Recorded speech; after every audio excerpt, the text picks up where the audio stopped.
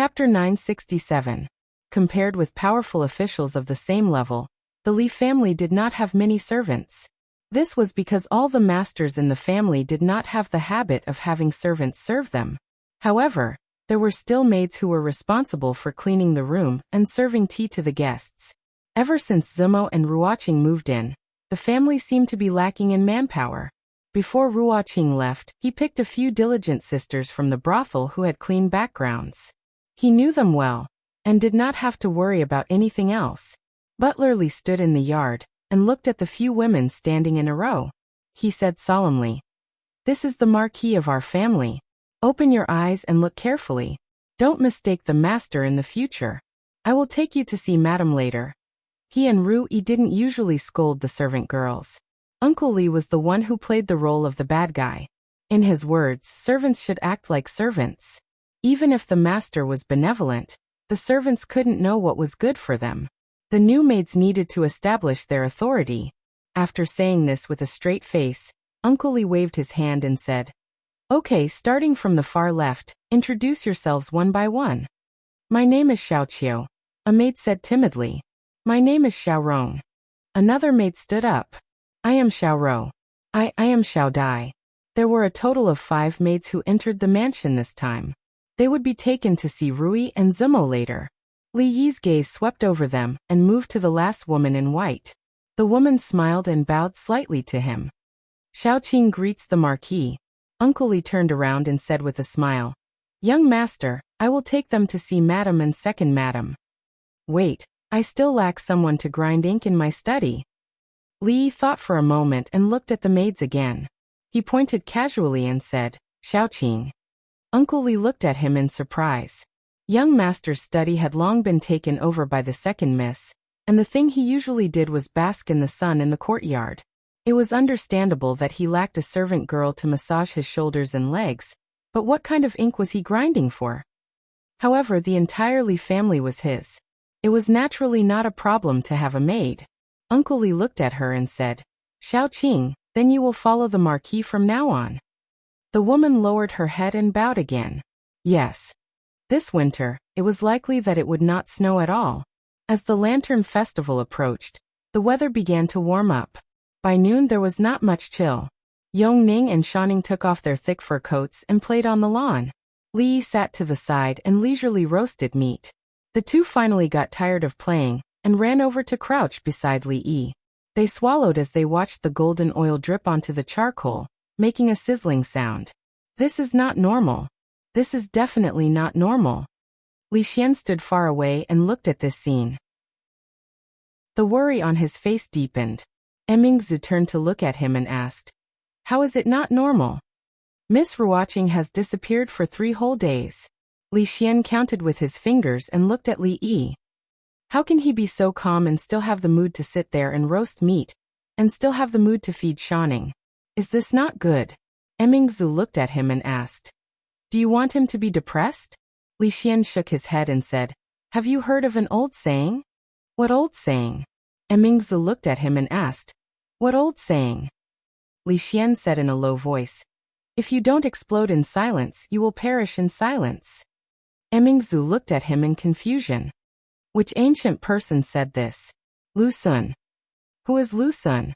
The writer, thinker, and educator that Li Yi mentioned last time. Don't worry about who Lu Sun is. Li Xian shook his head and said, "Don't be fooled by his smile on the surface.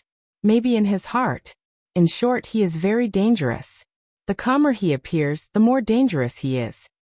Then what is normal for him to do? "Look for him," Li Xian said anxiously. "He should be more anxious than anyone else. He has been looking for you all over the world. It's impossible for him to be as calm as he is now. Think about it. If you are lost, what will he do? When you go there later, don't mention Miss Ruoqing, and don't mention holy religion." Li Xian said and then walked quickly. "Let me do it." Li Xian snatched the iron skewer from Li Yi's hand and said, "You rest. I will roast it for a while." He didn't expect the crown prince to be so diligent. Li Yi handed the iron skewer to him, and took a chicken wing for himself. Just now he was focused on feeding the 2 greedy cats and didn't eat much. "Put it down and don't move."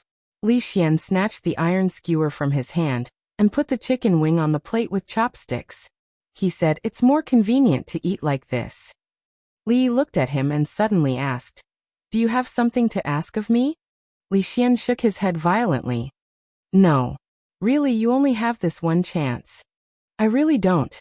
Li shook his head. He didn't know what was wrong with him today. Just in case, it was better to stay away from him. After eating the chicken wing, he walked straight to the pavilion in the middle of the lake. The weather was good today. On his way back, he would catch 2 fish, one in soup and one in braising. Li Xian finished roasting the fish. When he turned around, he found that Li Yi was no longer by his side. He looked back and said in shock, "Mingzu, stop him. He wants to jump into the lake." "This is why I changed my clothes when I came back," Li Yi explained to Rui Mississippi Lu and Drunk Ink. After all, the clothes he wore when he came back were different from when he went out. It was Mingzhu's clothes. It would indeed cause a big misunderstanding. Those who didn't know better would think that he had done something dirty. It was just that when he was fishing, he subconsciously dodged Mingzhu's grasp. In the end, the fish ran away, and he fell into the lake. The lake water at this time of year was piercingly cold. If it weren't for Mingzu bringing him a new set of clothes from the women's college next door, he would probably be frozen sick today. Of course, many of her clothes were gender neutral, so he didn't look so out of place when he wore them. Although he had changed his clothes, he still looked a little disheveled. Rui helped him take off his coat and said, "I've asked Xiao Huan to boil the water. Husband, go take a hot bath first." The lake water was dirty. It was time for a good bath. Although he was wearing Mingzhu's clothes on the outside, his underwear was still wet, soaking comfortably in the bathtub. The water vapor rose. Li Yi closed his eyes, and the remaining chill immediately disappeared. The door creaked and slowly closed. Someone added hot water to the bathtub. Li Yi said, "Help me massage my shoulders." The figure who was about to walk out of the door stopped in his tracks. Not long after, a pair of soft hands were placed on his shoulders. The hands moved slowly on his shoulders. At a certain moment, Li Yi said, "Xiao Huan, you don't need to massage here. Just massage the previous place." I don't know where Miss Xiao Huan used to massage before." Hearing the voice behind him, Li Yi opened his eyes and turned his head. He said in surprise, "Ooh, Xiaoqing, why are you here?" The woman behind him smiled a little embarrassedly. Dwainer was making a fuss. Xiao Huan went to comfort him and asked me to come and add water for her. Chapter 968. Xiao Huan, what's wrong? Did someone bully you? Xiao Huan had been listless for the past 2 days. Today, in half a day, Li Yi found that she was in a daze 3 times. When she sat alone at the stone table in the courtyard, Li Yi walked over and sat opposite her, asking with concern. "No." Xiao Huan shook her head. She could not say that it was because the servant girl called Xiaoqing was too diligent and took away all the work that was supposed to be done by her. Moreover, the son-in-law seemed to treat that Miss Xiaoqing differently. This was the first time he allowed another servant girl to grind the ink for him, and also the first time he allowed another servant girl to rub his shoulders when he was bathing. These things were all done by her in the past. Li Yi looked at her and said in disbelief, "Really?" The servant girl twisted her fingers together and looked at him pitifully. She asked, "Son-in-law, do you not like Xiao Huan anymore?" Li Yi did not know what the servant girl was thinking. Surprised, he got up and sat beside her. Pinching her face, he asked, "Who said that? Who said son-in-law doesn't like Xiao Huan?" The servant girl said pitifully, "But son-in-law doesn't need Xiao Huan to grind the ink, he doesn't need Xiao Huan to bathe." Li Yi then knew that she was actually jealous of Ruoqing. Ruoqing's identity as the Empress of Heaven had already been exposed. Although Li Xian did not let those people investigate further, but if she appeared in the capital with her original appearance, there would still be some trouble. So she ordered most of the followers of the holy religion to leave the capital, creating the illusion that the Empress of Heaven had already left the capital. Then, she disguised herself as a servant girl and came back without anyone knowing. Not to mention the other things of the holy religion, but the level of disguise, Li Yi himself had a deep understanding. With a mask on, even one's own parents would not be able to recognize it. Of course, he couldn't be more familiar with Ruoqing. This familiarity didn't just come from her face. On the first day he entered the mansion, he had recognized her at first sight. Knowing that she was Ruoqing, she naturally could not treat her like an ordinary servant girl. So she specially arranged for her to stay by her side, and arranged a room for her alone. Who would have thought that such a little difference would actually be discovered by Xiao Huan? Li pulled her over and asked with a smile, "Are you jealous of little Qing?" The little maid sniffled. "Of course not." Li leaned close to her ear and whispered a few words. Xiao Huan's eyes suddenly widened. She said in disbelief, "How is this possible? How could Xiao Qing be? Have you forgotten that the son-in-law also has a mask like that?" Xiao Huan was startled. Her face revealed a look of realization, and then she became a little embarrassed. If little Qing was Miss Ruoqing, then it wouldn't be a problem. Why would it be a problem if it was Miss Ruoqing? Even she couldn't understand it herself. If he didn't explain it clearly to Xiao Huan, who knew what she would think? The Li family was so big, and there were so many people. This matter, Li Yi didn't even have the time to tell Rui. If he showed any abnormalities, Ruoqing's efforts would be in vain. "Second madam, what's the matter?" The new servant girl of the Li family walked into a room, and asked the woman in the room. Drunk Ink looked up at her and said, "It's nothing much. I heard that little Qing is good at grinding ink. I was just about to write a few words and wanted to ask for your help." Little Qing walked to the desk and said with a faint smile, "This is what I should do." There were not only the two of them in the room. When she was grinding ink, little Zhu sat on the other side of the desk with one hand under her chin, murmuring, "Where did Sister Ruoqing go?" Little Cui jeered at the side. "It must be that Sister Ruoqing thinks you are too annoying and doesn't want you anymore." "Say it again." "What's wrong with saying it again?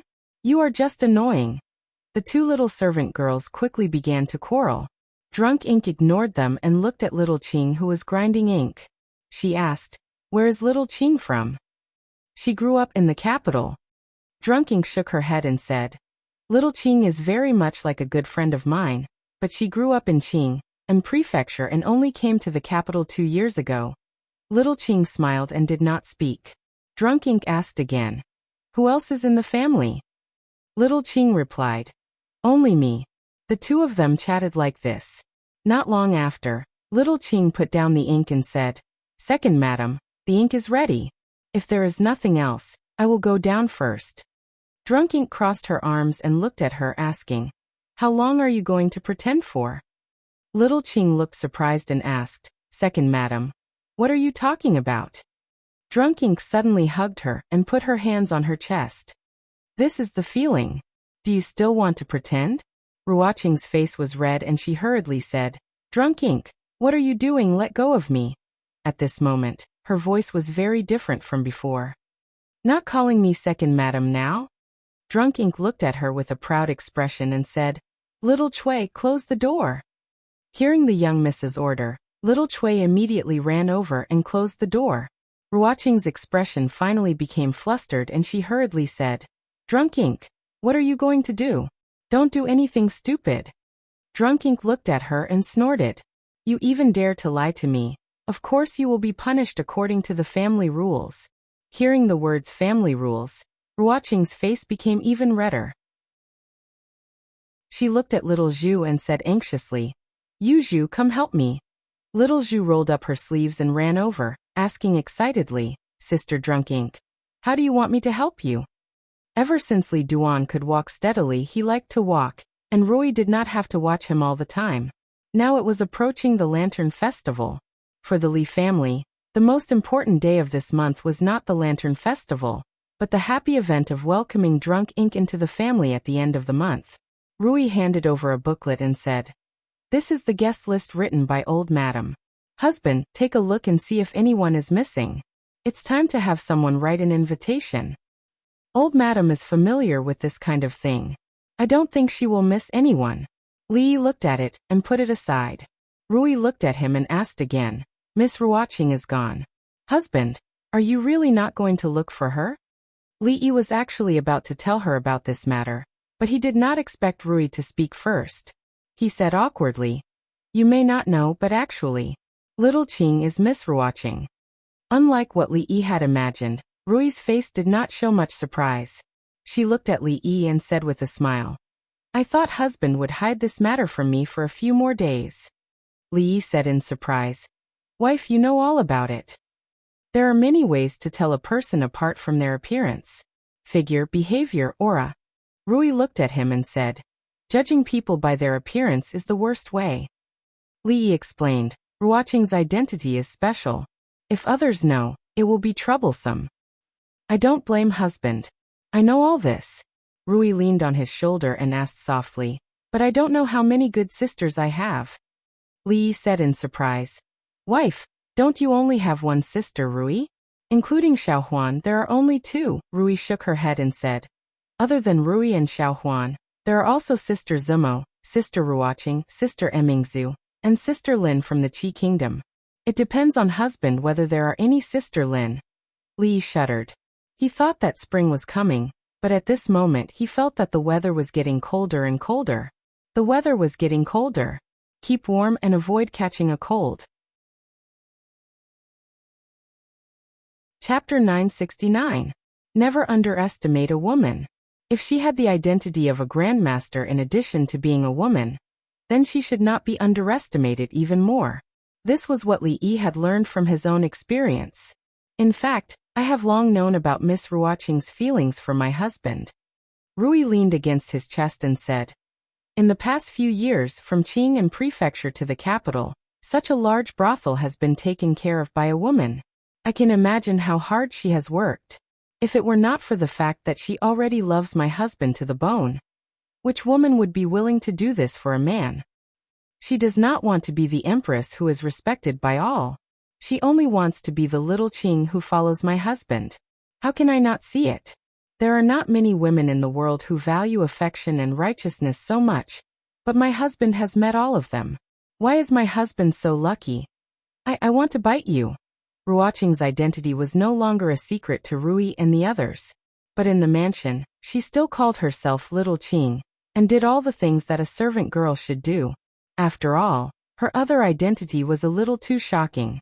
There was a bite mark of love on his neck in exchange for Rui's acknowledgement of Ruoqing. No matter how broad-minded Rui was, it was impossible for her to remain calm from beginning to end in this kind of thing. So when she proposed that good things come in pairs, and let drunken Mo and Ruoqing enter the Li family at the same time, he did not agree. It was better to take this matter step by step. While eating, Mississippi Lu, who was sitting next to him, glanced at him and asked, What's wrong with your neck? Drunken Mo also looked over with a puzzled expression. Li Yi looked at Rui. Rui's pretty face was slightly red. She lowered her head and bit her chopsticks, and at the same time, gave him a threatening look. Li Yi swallowed the words he was about to say. Rui's threat was much more useful than Mississippi Lu's. Before Zue Mo and Ruoqing married into the Li family openly, ignoring Rui's threat, he could only stay alone in the room at night. He would rather offend Mississippi Lu than Rui. He picked up a mouthful of food, touched the bite mark on his neck and said casually, Oh, you mean this? I had nothing better to do, so I bit it randomly. Xiaohuan put down her chopsticks and twisted her head to see if she could bite her own neck. Mississippi Lu also put down her chopsticks and looked at him with her arms crossed. Take another bite and we'll see. Li Yi asked in surprise. Here? Mississippi Lu nodded. Right here. Li Yi thought about it and said, All right then. Seeing this, Xiaohuan immediately turned her head, wanting to see how her son-in-law could do this action that she could not do. Li Yi rinsed his mouth, and then looked at Mississippi Lu. To be precise, he stared at her snow-white neck and asked, Have you washed your neck? Too many things had happened in the 4th year of Jinghe. The fall of the Cui family, the loss of power of the king of Shu, and a large number of forces in the capital had suffered a bloody purge. Some families fell, and others stood up. The current situation in the capital, and even in the Jing kingdom, had been very stable. The people's hearts and the imperial court had stabilized. Although Li Xian had just succeeded the throne, he had a high reputation in the imperial court. With Mingzhu's assistance, he could easily stabilize the general situation. From the moment they stepped here, the turbulent capital began to calm down. After observing for several days, Li Xian finally confirmed that the incident did not seem to have much effect on Li Yi. Not only that, the entire Li family seemed to be exactly the same as before. Even the servant girl called Xiaozhu did not seem to feel anything about her mistress's departure. When she brought the wine over, she was smiling like a flower. This made him feel relieved, but also puzzled. Based on his understanding of Li Yi, he could not be so calm at this time. Li Xian looked at him and asked suspiciously, "Did you hide Miss Ruoqing?" Li Yi drank a cup of warm grape wine and shook his head. "No." Li Xian looked at the servant girl who was pouring wine for Li Yi and suddenly said in surprise, "Your servant girl looks unfamiliar. Is she new?" He waved his hand and said, "Don't just look at the marquee. I've run out of wine. Why don't you pour it?" "Pour what?" Li Yi slapped the table and glared at him. "If you want to drink, pour it yourself. Don't you have hands?" Li Xian looked at him in a daze, and then looked at the servant girl standing to the side. A thoughtful expression appeared on his face. After a moment he stared at Li Yi. "You even hid it from me?" Li Yi poured more wine for him. "If other people knew, you would be the one in trouble. But you're watching. Is she really the empress of the holy religion?" The dissatisfaction on Li Xian's face instantly disappeared. He asked with some excitement, "Is it like what she said in the letter?" "Correct." Li Yi nodded. "Tell me, is there such a possibility?" Li Xian looked at him, thought for a moment and said, "Now there are two empresses of the holy religion. If we make Taoist none," he made a throat-slitting gesture and murmured, "then this holy religion can be used by us. Didn't you say that the holy religion has 100,000 believers in the Qi kingdom? When the time comes, we can work together." That being said, Taoist Nun was a grandmaster. Even if she couldn't beat them, she could still run. Moreover, she was in the Qi kingdom, surrounded by followers, and there were many masters among them. If they really fought force with force, the current Lu Meng would not be a match for her. It would not be easy to deal with her. It was slightly more difficult. Li Yi did not accompany Li Xian in his daydreaming. He asked, "How is His Majesty's health?" The winter this year was unusually cold. The weather had been good for a few days, but it became gloomy again. It would not warm up before the Lantern Festival. In the past, when the weather was good, he could occasionally go to the palace to get a free meal. Now it had been a long time since he was summoned. Li Xian drank up the wine in his cup, shook his head and said, "Father now spends more time in sleep than when he is awake." The old emperor's illness worsened with the seasons, and it was getting worse year by year. This winter was long and cold, and there was no sign of it warming up. He, Li Xian, and Emingzu had tried to avoid this topic. What did the imperial doctor say? If he can survive this winter, there may be some relief, but if... Before Li Xian finished his words, he fell into silence. Li Yi looked up at the sky. It was gloomy, as if the whole sky was about to press down, making it difficult to breathe. "Your Highness, His Majesty summons you." A eunuch came in from outside and said respectfully, "Marquis Li, His Majesty also summons you." Chapter 970. His Majesty has just woken up and is talking with Her Highness the Empress and Her Highness the Consort Yin in the hall. "Wait in the side hall for a while," Changde said to Li Yi and Li Xian as he closed the door. Li Xian let out a breath and rubbed his hands together. He walked into the side hall and asked, "How many times has father woken up today?" Changde said, "Today is the second time." He woke up for a while in the morning, and went back to sleep after eating some food. After walking into the side hall, they could no longer feel the cold air outside. Yongning saw Li Yi and ran over. She accidentally tripped and fell to the ground. Li Yi quickly ran over and picked her up. He asked with concern, "Are you hurt?" Although tears were already welling up in her eyes, she still shook her head and said in a soft voice, "It's not painful." Li Yi patted away the dust on her body and held her little hand. He said, "Be careful when you walk in the future, okay?" Yongning lowered her head and said obediently, "I know." Not only was Yongning in the side hall, but Emingzu and Shanning were also there. There were also a few young princes and princesses playing in the distance. "Teacher, what's wrong with father?" The proud Lolita slowly raised her head and looked at Li Yi. There was a trace of unconcealable panic in the depths of her clear eyes.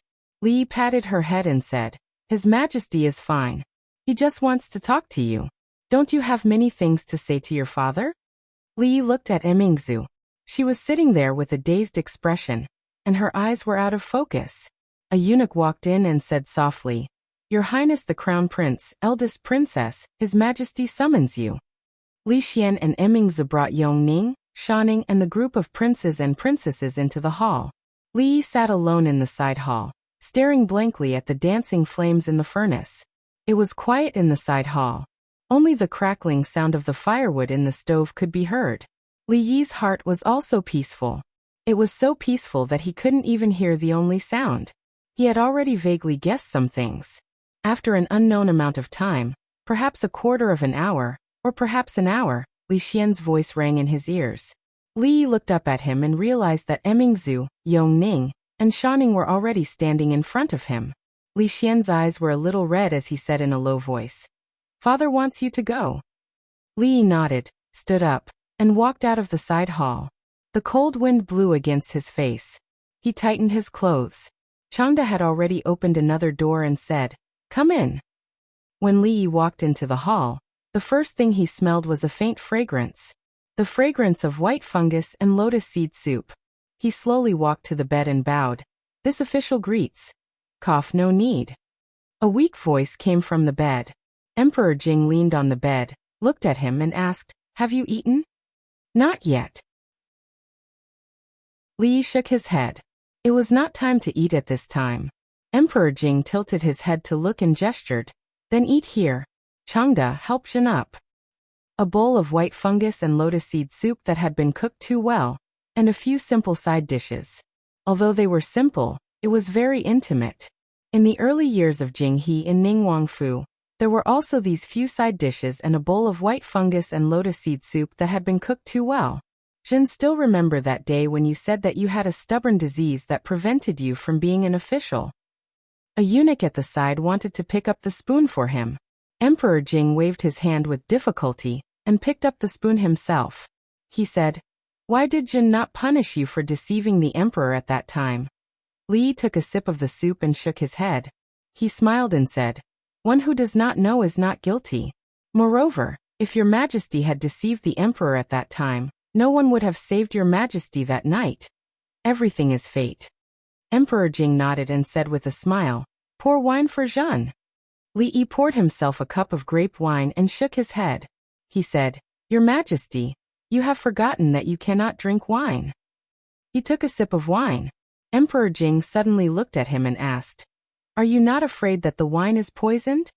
Li shook his head and said, "If your Majesty wanted to poison the wine, why did you wait until today?"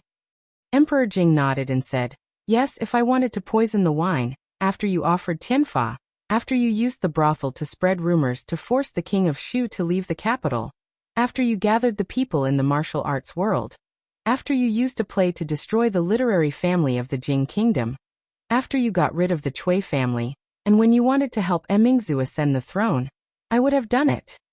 Li drank the wine in his cup and shook his head. He said, "Tianfa was what your majesty wanted. The king of Shu left the capital was also what your majesty wanted. The one who wanted to destroy the Chu family was your majesty. The one who wanted to get rid of the Cui family and support Emingzu was your majesty. I will not take the blame for this." Emperor Jing looked at him and said slowly, "In the end, you did not let Jin down." Li cupped his hands and said, "Thank you for your trust, your majesty." Emperor Jing put down his chopsticks and covered his chest. After a long pause he said, "Jin will leave soon." His tone was very calm and his expression was indifferent. It was as if he was saying something very ordinary. It was as if he was saying that he would be back soon. Just like just now, he casually asked Li Yi, "Have you eaten?" Li Yi hoped that was the case. Emperor Jing looked at Li Yi and suddenly asked, "You know everything. Can you tell Jin where people go after they die? Is there really an underworld?" There was no fear on his face, only curiosity. "I don't know whether there is an underworld or not." Li shook his head and said, "But sometimes death is not the end, but the beginning." "What do you mean?"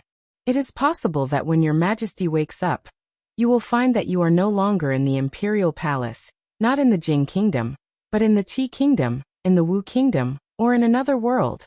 At that time, your majesty will not be like this. Perhaps you are just a baby, a naughty child, or a young man. Li looked at Emperor Jing and said, "It seems difficult to understand, but a few years ago, your majesty certainly did not think that anyone could fly to the sky, right?" Emperor Jing looked at him and asked, "You mean fly to the sky like those people in the Academy of Sciences?" Li shook his head and said, "They can only fly a little more than 10 feet, at most a few hundred feet. I said that people can fly thousands of feet, tens of thousands of feet, and even to the moon. At that time, from the capital to the Qi kingdom, it will not take several months, but only 1 to 4 hours. Mere mortals can also fly to the moon? Not only that, but if the sun is not too hot, mortals can even fly to the sun. Your majesty can imagine that in the distant future, a celestial punishment can raise the entire capital to the ground, making the capital region barren for 100 years. Your majesty may also not imagine that there is a heavenly eye that allows your majesty to see what is happening in any place in the Jing kingdom from the imperial palace. Your majesty certainly can't imagine that one day, I can send a message to your majesty from the Qi kingdom. There is no courier station, no messenger, and the message arrives in an instant. If your majesty wants to destroy the capital of the Qi kingdom, you don't need to mobilize a large number of people. You only need to sit in the Yangju hall and move your finger." The eunuchs standing on both sides, including Changde, had their mouths wide open. A celestial punishment could destroy the entire capital. Mortals could fly to the moon and see the entire Jing kingdom's heavenly eye.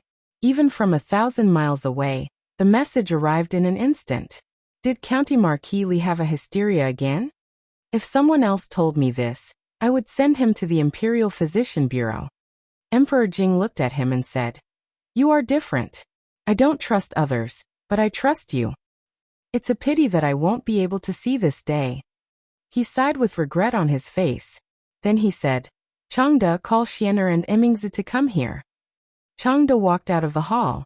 He turned around and took out a small wine pot from the quilt. He smiled and said, "Shanning understands me the best." He poured a cup of wine for himself. Li Yi did not stop him. Emperor Jing took a sip and closed his eyes. After a while he slowly opened his eyes and said, "After I leave, please take care of Emingzu and Xianer." Li Xian and Emingzu walked in. Emperor Jing slowly stood up and held their hands. Then he looked at Li Yi and said with a smile, "I hand over the world to you." Chapter 971. Today was the 15th day of the first lunar month. The capital was getting more and more prosperous every year. It was just past noon, but the streets in the city were already crowded. The Li family. Xiao Huan poked her head out of the kitchen and said, "Young master, I want to eat sesame filling." Second miss also wants to eat sesame filling. The small kitchen was not big to begin with.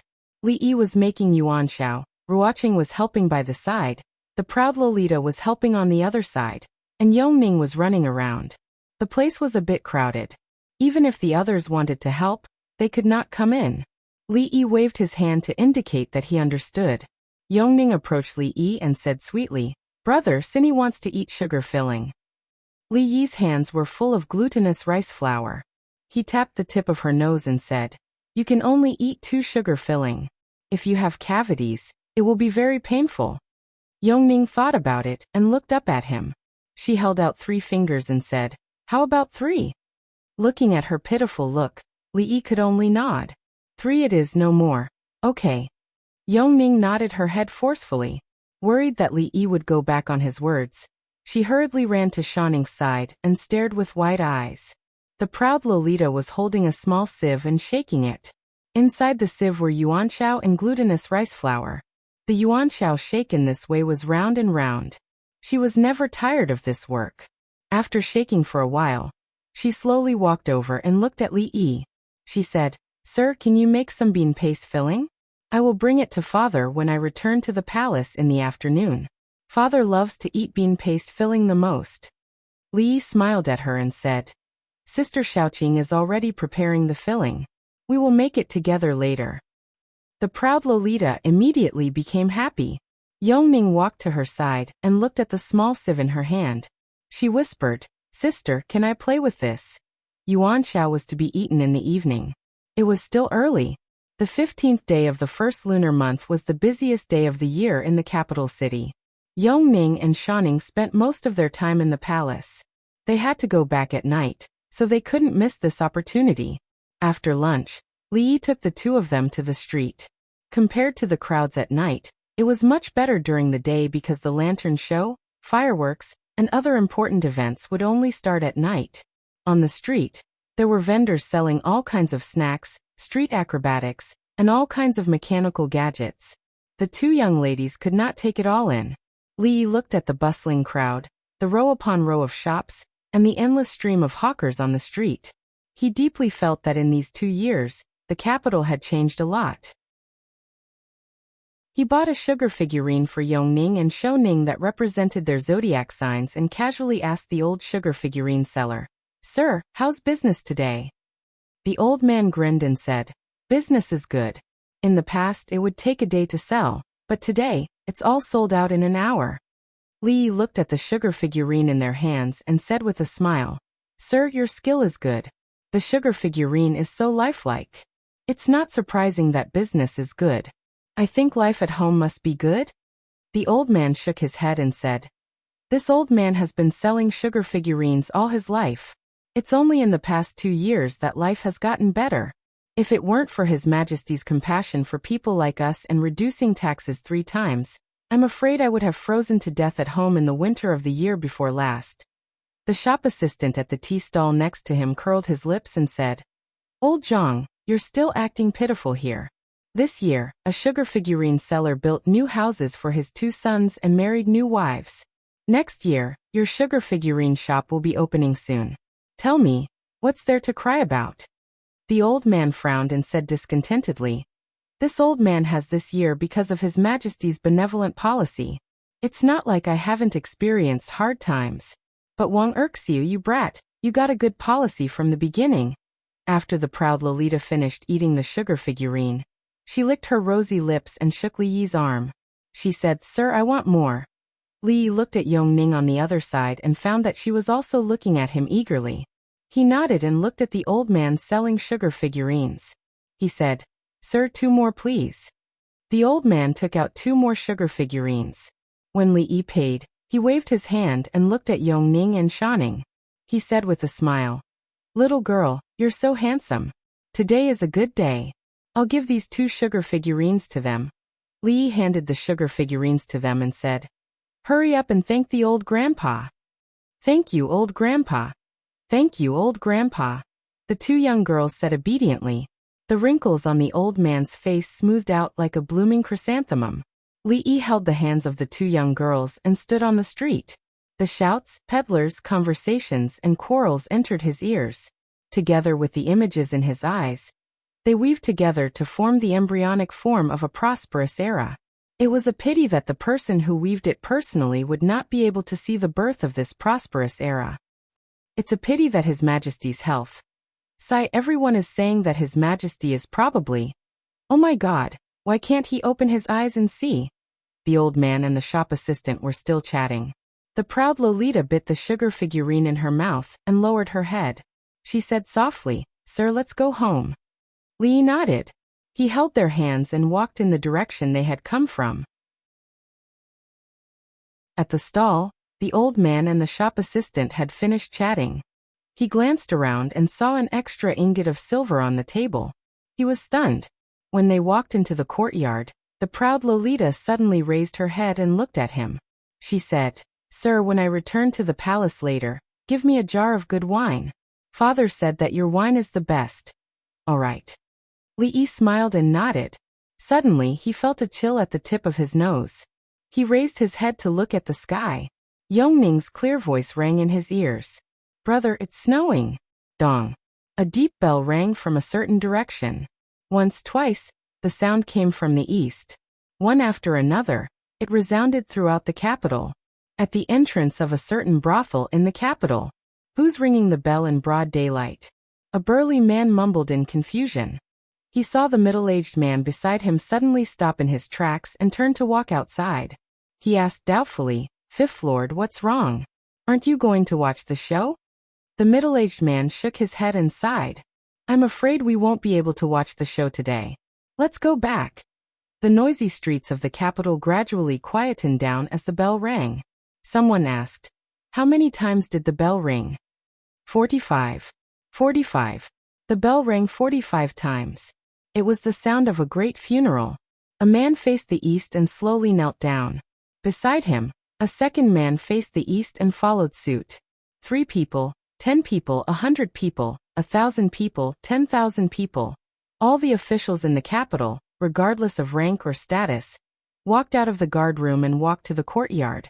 They faced the east and knelt down. At the palace gate, the imperial guards put down their weapons and slowly knelt down. At this moment, only the echoing bell rang in the entire capital. In the Li family, the imperial guard kneeling on the ground stood up and walked to Shanning and Yongning. He said in a hoarse voice, "Your Highness, it's time to return to the palace." 5th year of Jinghe, 15th of the first month, the Lantern Festival. 5th year of Jinghe, 15th of the first month, when the first snowflake of this winter landed on Li Yi's nose. It snowed continuously in 13 provinces of the Jing Kingdom. 5th year of Jinghe, 15th of the first month, the emperor collapsed. Chapter 972. There was no snow in the winter of the 4th year of Jinghe. At the beginning of the 5th year of Jinghe, it was the Lantern Festival, and the snowflakes in the capital were as heavy as a mat. Li Yi stood in the courtyard, and the bell seemed to be echoing in his ears. The snowflakes fell one after another, and in just a quarter of an hour, there was a snowman in the courtyard. Rui held an umbrella and stood quietly by his side. Drunken Mo and Ruoqing came over and looked at him with worry. Son-in-law. Tears fell from Xiaohuan's eyes, and she helped Li Yi sweep the snowflakes off his shoulders and head. Mississippi Lu strode over, carried him on her shoulder, and walked briskly back to the room. She reached out to seal his acupoints, roughly took off his coat, and threw him on the bed, covering him with a thick quilt. She turned and closed the door in one go. The emperor had fallen, and the country was in mourning. The officials and nobles in the capital, regardless of their official position, were required to fast for 3 days. Within 27 days, the soldiers and civilians in the capital were required to take off their ornaments and wear plain clothes. Marriage was not allowed within a month, slaughter was not allowed within 49 days, and pleasure was not allowed within 100 days. From the day of mourning in the capital, all temples and monasteries rang 30,000 times. In the 5th year of Jinghe, there was only the 15th of the first month, and no lantern festival. The whole country mourned. The next time Li Yi saw Li Xian alone, it was already 7 days later. His clothes were still gorgeous, but his appearance was very haggard, his lips were chapped, and his beard was unshaven. Of course, Li Yi himself was not much better than him. In these 7 days, except for the ceremony that he needed to attend, he spent most of his time in bed. After sleeping for a long time, he had a headache, and it had not subsided until now. Emingzu was much better than the two of them, but her eyes were dull and she looked a little haggard. The late emperor had passed away, and Li Xian was in charge of the funeral. She still needed to stabilize the affairs of the court. 2 days ago, concubine Cui hanged herself in Yeding. Li Xian sat cross-legged on the ground, and his voice was hoarse.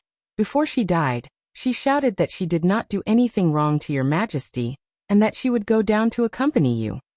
He looked at Li Yi and asked, "Do you feel that the palace is much more deserted than before?" "This palace has always been deserted." Li Yi shook his head and murmured. Li Xian sighed. "I really don't like this place." Li Yi looked at him and asked, "When will you be enthroned?" The country could not go a day without a ruler. The Jing kingdom was surrounded by enemies. The news of His Majesty's death would soon spread throughout the world. At that time, it was unknown what Qi and Zhao would do. Within a month, a new ruler had to ascend the throne to stabilize the situation. "Let's wait for another month." Li Xian waved his hand. "I want to spend more time with my father. I haven't spent much time with him before." He turned to look at Emingzu and said, I'll have to trouble Emingzu with the affairs of the court. As Li Yi walked out of the hall, a figure was about to enter. Teacher. Li Han looked up at him and said in a low voice. Li Yi didn't know if it was an illusion, but he felt that Li Han was thinner than the last time he saw him. Li Yi patted him on the shoulder and raised his head to look around. Under the gray sky, the entire palace was filled with eunuchs and palace maids dressed in silk mourning dresses and hurrying about with their heads lowered. It was indeed much more deserted than before. He didn't leave the palace directly, but walked in another direction. This was the imperial harem, and without the emperor's decree, foreign officials were not allowed to enter. But there was an exception. In front of a palace maid bowed respectfully and said, Marquis Li, please wait a moment. I'll go inform her ladyship. Li Yi nodded and stood in front of the palace gate. Not long after, the palace maid came out and said, Marquis Li, please come in. Li Yi walked into this slightly smaller palace and bowed slightly to a woman in palace robes sitting on a couch. Greetings, her ladyship Yan. Lord Li, no need to be so polite. There was a trace of tiredness between concubine Yan's brows. She held her forehead and pointed in a direction, saying, They're both in their rooms. It's good for you to go see. Li Yi passed through a side door, and palace maids and eunuchs kept bowing to him. In front of a room, a palace maid said in a low voice, Their highnesses haven't been sleeping well these past few days. They've just fallen asleep. It's fine. Li Yi gently pushed open the door and slowly closed it. On a large bed in the room, two figures, one big and one small, were hugging each other. Even in their dreams, their brows were tightly furrowed. Li Yi walked to the side of the bed. His footsteps were very light and silent. The proud Lolita suddenly woke up from her dream. After seeing him, she was startled, and her eyes immediately filled with tears. She was wearing Hello Kitty pajamas, and threw herself into Li Yi's arms. Tears flowed out of her eyes as she choked. Sir, Father Emperor is gone. I'm so scared. Her voice woke Yongning up. Yongning, who was wearing sheep pajamas, crawled out of the bed. Her eyes were slightly panicked, and she grabbed Shanning with one hand and Li Yi with the other, not letting go. Li Yi sat on the side of the bed and held them in his arms. He whispered, With Sir here, don't be afraid. He looked at the dark room and the tear-stained face in his arms. He helped her wipe away her tears and said, Hurry up and put on your clothes. Sir will take you out of the palace. Really? The proud Lolita raised her head to look at him, and there were still traces of tears on her face. Really? Li Yi nodded. The proud Lolita left Li Yi's arms, lowered her head and whispered, Then sir, please turn around. I'm going to change. Not long after, Li Yi walked out holding the hands of the two girls. Concubine Yan stood up and slowly said, Take them out of the palace. This is not a place for them to stay. Li Yi nodded, looked at her and said, Thank you, Concubine Yan. Concubine Yan waved her hand and walked into the depths of the palace. Taking Shanning and Yongning out of the palace only required Concubine Yan's permission, and a word from Li Xian. Concubine Yan did not have any objections. Li Yi asked a eunuch to bring a message to Li Xian, and then he took them out of the palace. When he walked out of the palace, he looked back. Thick, dark clouds gathered above the palaces, and the pressure made it hard for people to breathe. Concubine Yan was right. This deep palace was indeed not a place for them to stay. Birth, old age, sickness, and death. This was a law that no one could escape. Heaven was unfair. Some people were born to be beggars, and some were born to be emperors. Heaven was also fair. No matter beggars or emperors, they could not escape death in the end. Heaven was impartial. The former emperor was loved and remembered by the people for his benevolent policies. During his reign, he carried out several reforms, improved the people's livelihood, supported the poor, adjusted the tax laws, and reorganized military discipline. He personally created a golden age that had never been seen since the founding of the Jing Kingdom. Now that the former emperor had passed away, the golden age had ended, and the whole country was grieving. In a month, the new emperor would be enthroned, and that would be the beginning of a golden age. A new golden age. Foreign Affairs, Chapter of Emperor Jing. On the 15th day of the first lunar month in the 5th year of Jinghe, it snowed continuously in 13 states of the capital region, and the emperor passed away in the Hall of Healing. at the entrance of the emergency room of Xijing City Central Hospital, China. A little girl of about 5 or 6 years old had tears in her eyes. She held a woman's hand and sobbed, "Mom, I'm sorry. If it weren't for me, Dad wouldn't have died." The woman squatted down and gently wiped the tears from her eyes. She said, "Xiaoyi, don't cry. It's not your fault." The door of the emergency room suddenly opened, and a few doctors in white coats came out. The beautiful woman immediately stood up and asked with a worried face, "Doctor, how is he?" "He's out of danger for the time being." The doctor walking in front said, then shook his head and said, "The patient's head was hit, and he's still in a coma. If he can wake up within 24 hours, he'll be fine." "If he doesn't wake up?" the woman asked in a trembling voice. "What if he doesn't wake up?" "Please be mentally prepared," the doctor said. The doctor said, and the woman fell back to her seat. "Dad, wake up quickly. Xiaoyi doesn't want to eat cotton candy. Xiaoyi wants Dad to wake up." In the ward, a pale man was lying on the bed. The little girl held his hand and whispered. The woman pushed the door open and came in. She squatted down and picked her up. She said, "Xiaoyi, get ready to go to school." "Xiaoyi doesn't want to go to school. Xiaoyi wants Dad to wake up." The little girl shook her head and said stubbornly, "Dad has been sleeping for a month.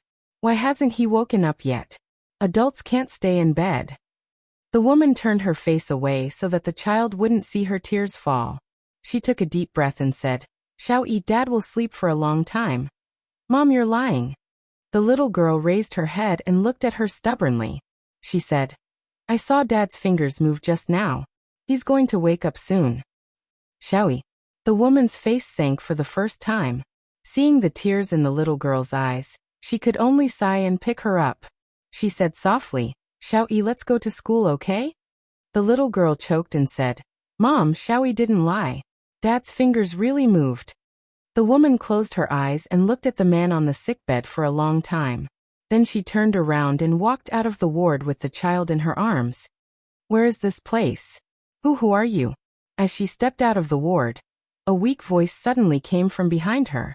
She turned her head in disbelief and looked at the man sitting on the sickbed.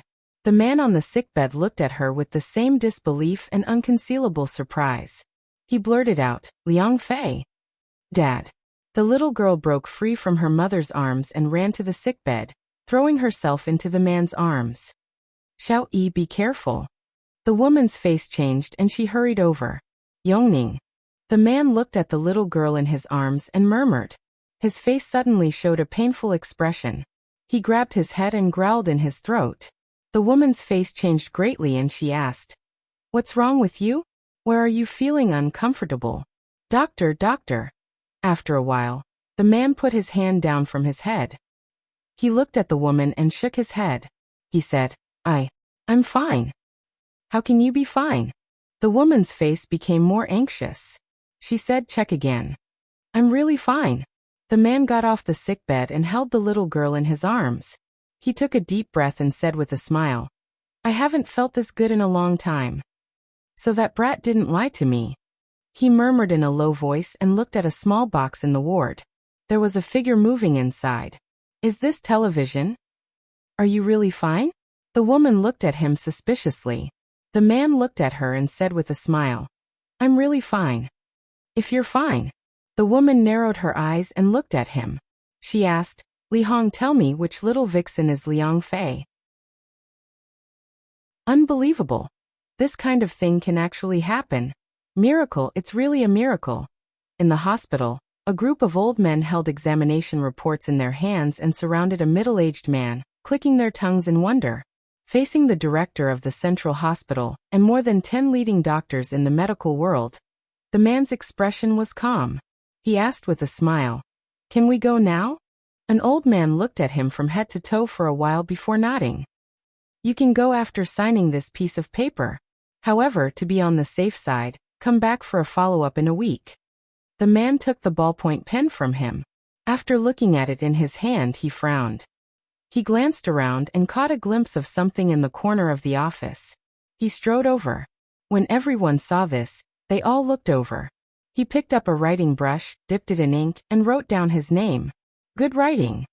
At that moment, an old man's eyes suddenly lit up. He looked at him and asked, "May I know which leading master in the calligraphy world is this gentleman's teacher?" Li. After smiling, the man picked up the little girl with one hand and the woman with the other, and strode away. Li. The old man stroked his beard and said doubtfully, "I've never heard of him." Walking out of the hospital, the man looked at the towering buildings and the iron shells shuttling on the streets.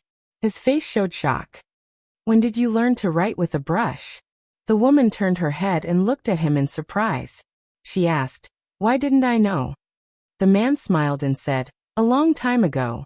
When the woman was about to speak, the mobile phone in her pocket suddenly rang.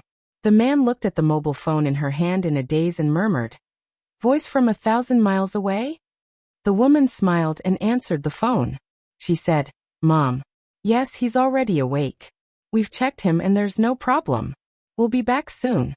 After hanging up the phone, she found that the man had been looking at her. She blushed slightly and said angrily, "Why are you looking at me?" The man smiled and said, "Because you're good looking. Don't be serious." The woman glared at him and said, "Are you hungry? Let's go eat first." The man shook his head and said, "I want to go to the library first." The woman looked at him and asked uncertainly, "Now?" The man nodded and said, "Now? Well, the provincial library is only 2 stops away from here." The woman nodded and said, "You've just been discharged from the hospital. It's appropriate for you to exercise. Let's walk." As soon as she finished speaking, a panicked voice suddenly came from the hospital. "Catch the thief! Catch the thief!" A figure ran out of the hospital in a panic. When he passed by the man, he suddenly stopped. It was not because he felt guilty and wanted to repent, but because a hand like an iron clamp grabbed his wrist. "You're courting death." He was shocked and angry. He pulled out a dagger from his waist and stabbed the man's waist. No! The woman only had time to let out a scream. The dagger in the thief's hand fell into the man's hand. The man held the little girl in one hand and threw the dagger aside. He looked at the thief and said coldly, "How dare you?" The thief looked at him and felt an oppressive momentum. Suddenly, a burst of fear came from the bottom of his heart. His back was soaked with cold sweat. His legs gave way and he fell to the ground. "Wow. Dad is so powerful." The little girl put her arms around the man's neck. Her eyes were full of little stars. She kissed him hard on the face. The woman next to him also looked at him in disbelief. Her beautiful eyes were full of splendor. The hospital security guards rushed out and restrained the thief. A young woman ran out and bowed to the man. "My ID card and bank card are in the bag. Thank you so much." The man looked at her miniskirt and revealed a small part of her chest. He frowned and said, "You're naked in broad daylight. What a scandal." The young woman looked up at him and said, "You?" The man shook his head. "As a woman? How can you be so shameless? You're crazy." The young woman glared at him and hurried away in high heels. A moment later, in the sightseeing elevator of the provincial library, the man looked at the gradually shrinking figure below and smiled. "Why did you have to come to the library?" Walking out of the elevator, the woman shook her head and said, "What books do you want to buy? I'll go buy them. You and Xiao-Yi sit here for a while." The man shook his head and said, "Just walk around here.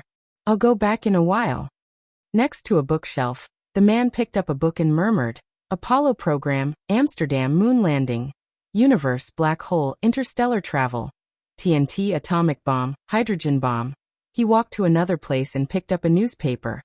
iPhone 10 production stopped, Song Jinkong announced marriage. The woman walked to his side and asked in confusion, "What are you talking about?" "Nothing." The man smiled and closed his eyes. He quickly opened them and said, "Let's go home." "You're not buying books." "Not anymore." The man nodded. He carried the little girl and held the woman's hand. When they walked to the elevator, he glanced at the rest area and suddenly stopped in his tracks. The woman turned around and looked at him. "What's wrong?" "I met a friend." The man put the little girl down and said, "Xiao-Yi and Mom stay here for a while. Dad will be there soon." He walked to the rest area and walked to the side of a young man. He pointed at the computer on the table and asked with a smile, Young man, can I borrow your computer for a while? The young man raised his head and nodded sleepily. He made way for the man. The man sat down and opened the browser. He typed the words Jing Kingdom in the search box and clicked on Search. The Way of Confucianism, The Unfettered Scholar. The man clicked on a few web pages, shook his head, and closed them. Thank you. What's your name? He smiled and extended his hand. The young man was stunned. He shook his hand and said Li Yi. Nice to meet you. The man smiled at him. The young man nodded and turned around to sit down. The man raised his leg and kicked the young man's butt. The young man lay on the ground in a very indecent position. How dare you flirt with my daughter? I'll collect some interest first. The man glared at him fiercely and turned around to leave. The young man got up from the ground in shock. He stared blankly at the elegant man in a suit as he left. He cursed in his heart. He just came to the library to take a nap, but he actually met a lunatic at the door of the elevator. The middle-aged man picked up the little girl and held the woman's hand. He smiled and said, "Let's go home." The little girl looked at him and asked worriedly, "Dad won't sleep again, right?" The man touched her head and said with a smile, "He won't." The woman beside him glanced at him and said, "I'll let you go for now. Tell me honestly who Liang Fei is when we go back." Chapter 973. It was already the 3rd month of the 5th year of Jing He. In the 3rd month of spring, the grass was long and the orioles were flying. It was the season of recovery. The green willows in the hibiscus garden had already sprouted new buds, and the apricot forest was filled with a delicate fragrance. The blue water rippled in the breeze, and a girl's voice was crisp and sweet. "Sir, come and see, I caught a big fish." Li walked over and helped Shanning take the fish off the hook. At the age of 14, the girl's face had lost most of its immaturity. When she raised her head and smiled, it seemed that the spring scenery in the garden was a lot brighter. A guard took the fat fish, skillfully cut open its belly, removed the scales, and handed it to Prince Jean, Li Han, who was next to the grill. Li Han, who was close to 13 years old and could roast fish well, was already the official dean of the academy.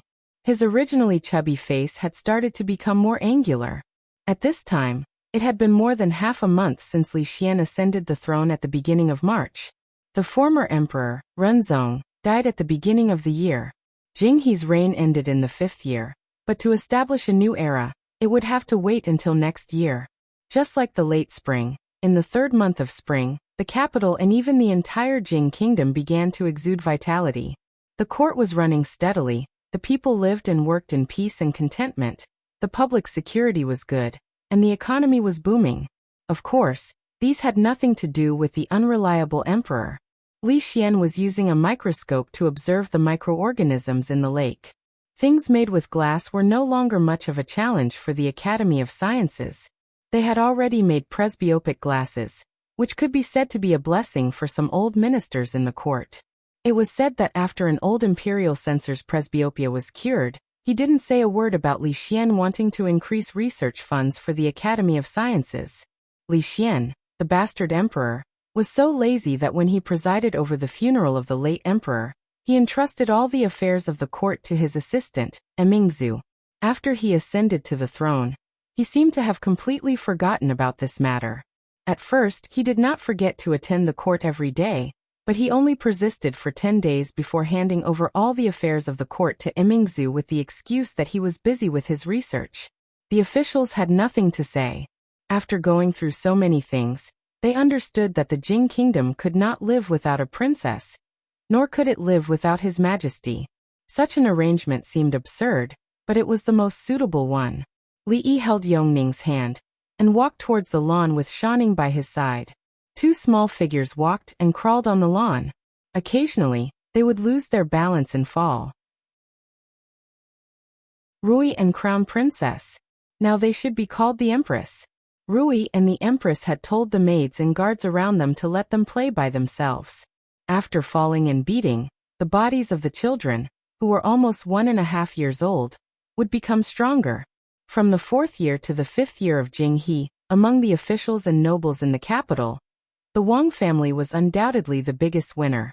In the beginning, many people thought that the Wang family was destroying the foundation of the family by marrying the crown prince instead of the king of Shu, who was favored by the officials. Now those people had to rely on the Wang family to survive. They had the most powerful financial resources in the Jing kingdom, and were backed by the most powerful forces in the Jing kingdom. Who could compete with the Wang family? If there was only one family. In terms of financial resources, ordinary people would naturally think of the god of wealth's family in the Jing kingdom. However, a small number of people knew that the Li family's financial resources were not far from the Wang family's, or even surpassed it. In terms of power, although the Wang family had the empress, they still couldn't compare with the favored officials of the two dynasties. The Wang family didn't need to compare either, because the Wang family and the Li family had a special relationship. Yong Ning and Shaning ran to play with Li Duan and Li Rui. Li Yi walked to Rui and Wang Qin and bowed slightly. "Greetings, Your Highness." Wang Qin smiled and said, "Sister Rui and I are like sisters." "County Marquis Li, you don't have to be so polite." Although Li Xian was the emperor, there was only one empress in the harem. Many officials in the court had repeatedly written to him, asking him to appoint concubines, but to no avail. This was also the reason why the Wang family's position in the court was becoming more and more stable. If the emperor didn't appoint a new concubine, there was no suspense about who would be the next emperor. Li Han came over with a plate and said, "Sir, the fish is grilled. I didn't put too much seasoning on it." Li Han's grilling technique had been unanimously approved by everyone, so Prince Jin was also a part-time grill hand in addition to being the dean of the academy. Rui liked to eat lightly flavored food, so Li Yi asked him to put less seasoning. The empress' taste should be similar. She didn't have many friends in the palace, so she often called Rui to the palace. Li Xian later directly moved his family to Furong Garden. Anyway, there were only 2 people in his family. This place wasn't far from the Li family, so he and Rui often visited each other. Ladies first. There were many fish bones in the lake. Li Yi used chopsticks to pick out the bones, then handed the plate to Rui and walked towards Li Xian by the lake. Wang Qin sighed softly and said, "When father was alive, his favorite people were my husband Emingzu and County Marquis Li. Father's death was a great blow to them." Rui smiled and said, "My husband often said that death is not the end. Maybe the former emperor just went to another world. The former emperor was the emperor, a dragon among men. Even in another world, he could live very well. I believe that His Majesty and Her Royal Highness also think so? You have an undeserved reputation as the Dean of the Academy of Mathematics. All the matters of the Academy are done by Xiaohan. It's just a title, and there's no need to trouble you. Why do you want to resign?" Li Xian withdrew his gaze from the microscope and looked at him. Opportunities should always be left to young people. Li Yi waved his hand and said, "Xiaohan has been coveting that position for a long time. As a teacher, I naturally have to fulfill his wish." Li Xian did not continue this topic. He thought of something and suddenly said, "I almost forgot that you are only a county marquis now. How about I make you a county magistrate?" "Forget it, how about a duke?" Since the founding of the country, no duke had been conferred, not even a county magistrate. His title of county marquis had been an exception for decades.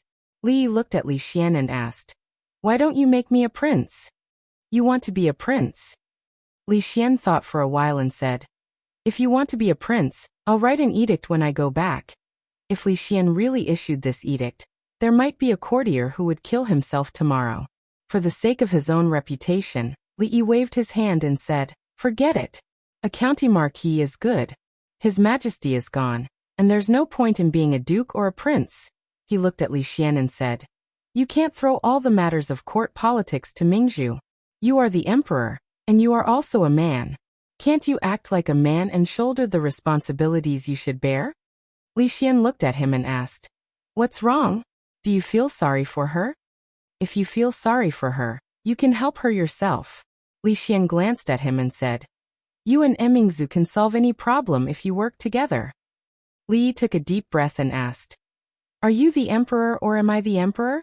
Li Xian asked back, "Do you like Emingzu or do I like Emingzu?" Li Yi was defeated again. "However, you are right about one thing." Li Xian thought for a while and suddenly said, Since you are a man, you should bear the responsibility that a man should have. Li nodded. This guy was somewhat responsible. Li Xian looked in a certain direction and murmured, Little Han is already 13 years old. In another 2 years he will be a man, right? Somewhere by the lake, Li Han, who was roasting fish, suddenly had goosebumps and his body couldn't help but tremble. Chapter 974. In a feudal society where imperial power was supreme, the throne was the most dignified and supreme thing. Li Xian's way of thinking, which was like kicking the throne around like a ball, was very different from the ancient people. Li Yi felt deeply guilty, thinking about how Li Yi was obsessed with mental arithmetic and was exactly the same as him. As his teacher, Li Yi felt that his sins were even deeper. Li Xian was still young, and his thoughts were too idealistic and unrealistic. In 2 years he would understand that the throne wasn't something he could give up just because he wanted to, and he could give it to whoever he wanted.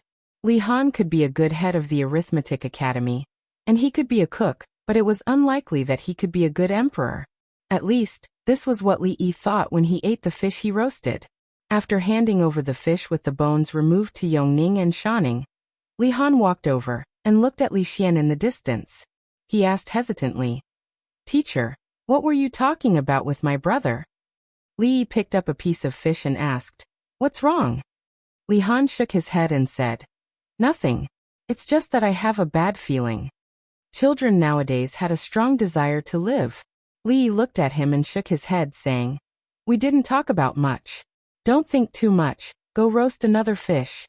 Furong Garden had a quiet environment and pleasant scenery. Other than Xujiang Gardens, it was one of the 2 most beautiful imperial gardens in the capital. The Li family wasn't far from these 2 places. When he and Rui went home, they didn't even need to take a carriage. Li Yi carried the already asleep Li Duan. Rui tilted her head and looked at him asking, Husband, do you feel that Duaner really likes Xiao Rui? Such a young child actually didn't know whether he liked or not. It was just that the 2 children had played together for a long time and were used to it. If it was a kitten or a puppy he would still like it.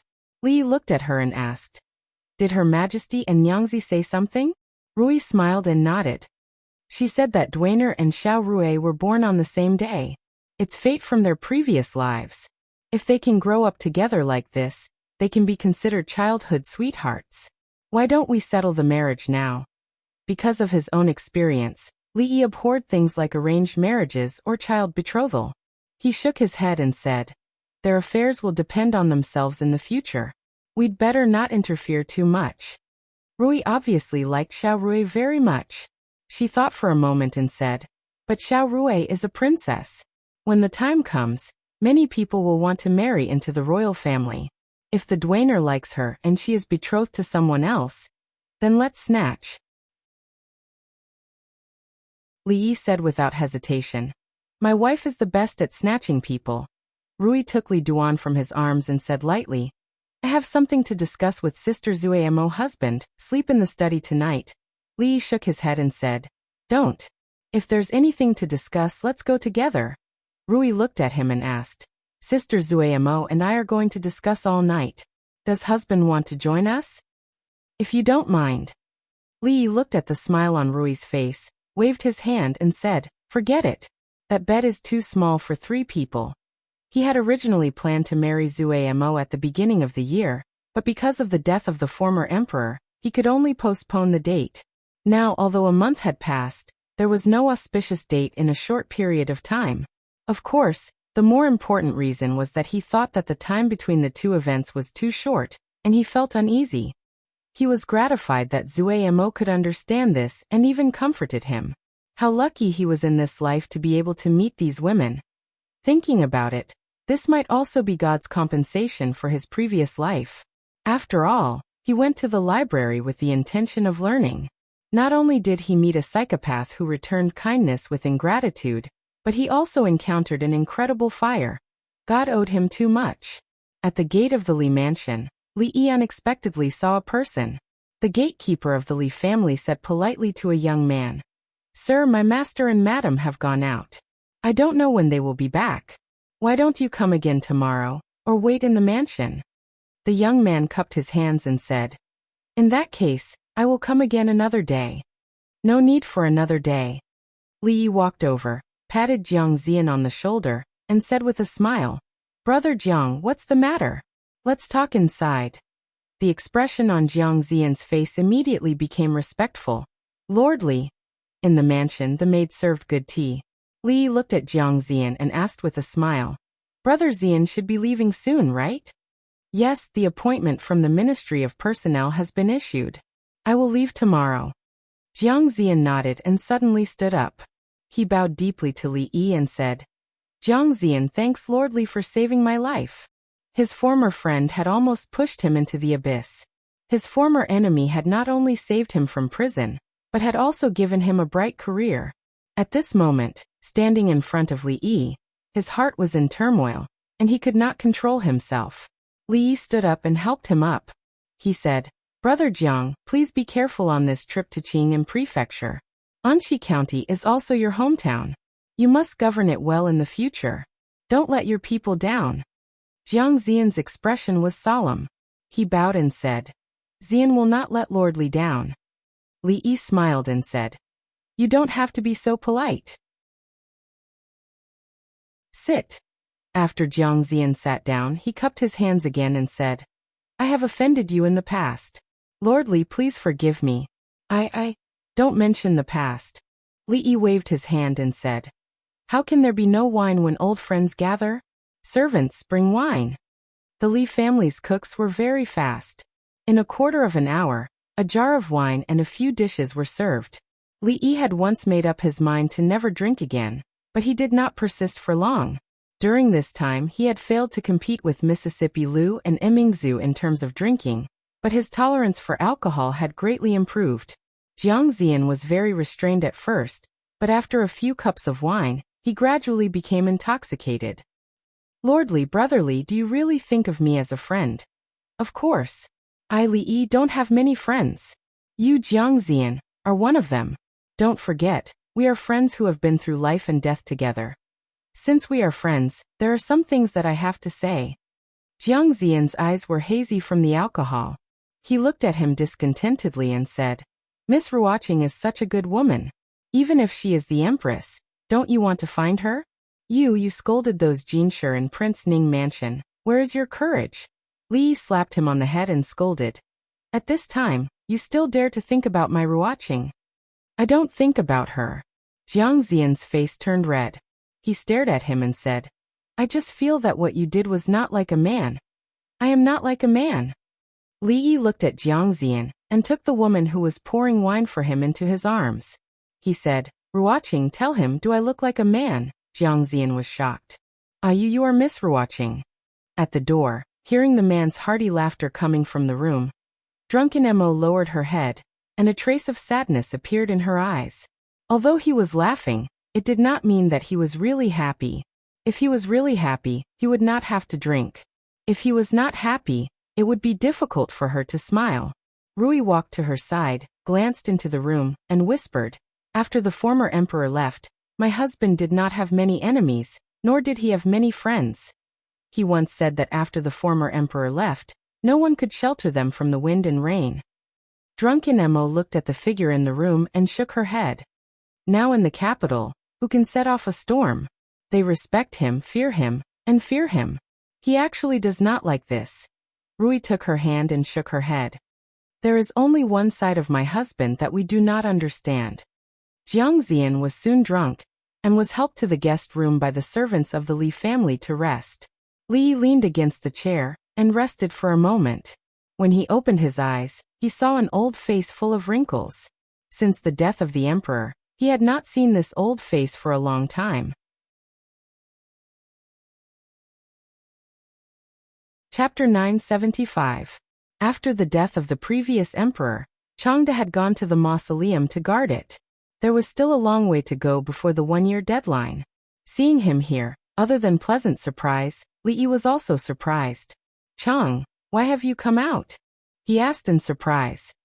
He then waved his hand and poured a cup of wine for him. "Don't say anything else. It's not easy to see each other, let's drink." Changde's old face remained expressionless. He didn't touch the wine cup. Lightly he said, "The emperor can't see the world anymore, so I came out to see for the emperor." "I say, can you not always put on that dead face?" Li Yi handed the wine cup to his hand and said with some dissatisfaction, "If you have nothing to do, smile more. Smiling can extend your life by 5 seconds. You're already so old, shouldn't you be more careful?" Changde opened his mouth and asked, "Should I smile like this?" Li Yi looked at his smile and paused. He then shook his head and said, "Never mind, it's best if you don't smile." Changde picked up the wine jar and took a big gulp before saying, "It's all thanks to you that the emperor was able to last these years. If it weren't for you, the emperor would not have been able to let go of the world before he died." Li Yi waved his hand. "There's no need to say such things." Changde put down the wine jar and looked at him. "What plans do you have for the future?" "What plans?" Li Yi thought for a bit and then shook his head. "I don't know. What about you? In a year, will you still return to the court?"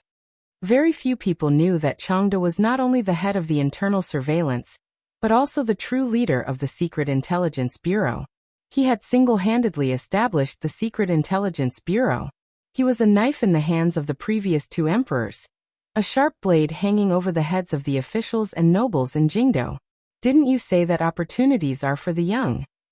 Changde looked at him and shook his head. "Even you are not a young man, so why should this old man occupy this position and not leave? The previous emperor entrusted His Majesty to me, and now that His Majesty has left, this old man's mission is complete." Li Yi lowered his head and drank without saying a word. The departure of the former emperor not only represented the replacement of the old and the new dynasties, but it was also a turning point for him, for Changde, for Li Xian, for Emingzu, and for some others.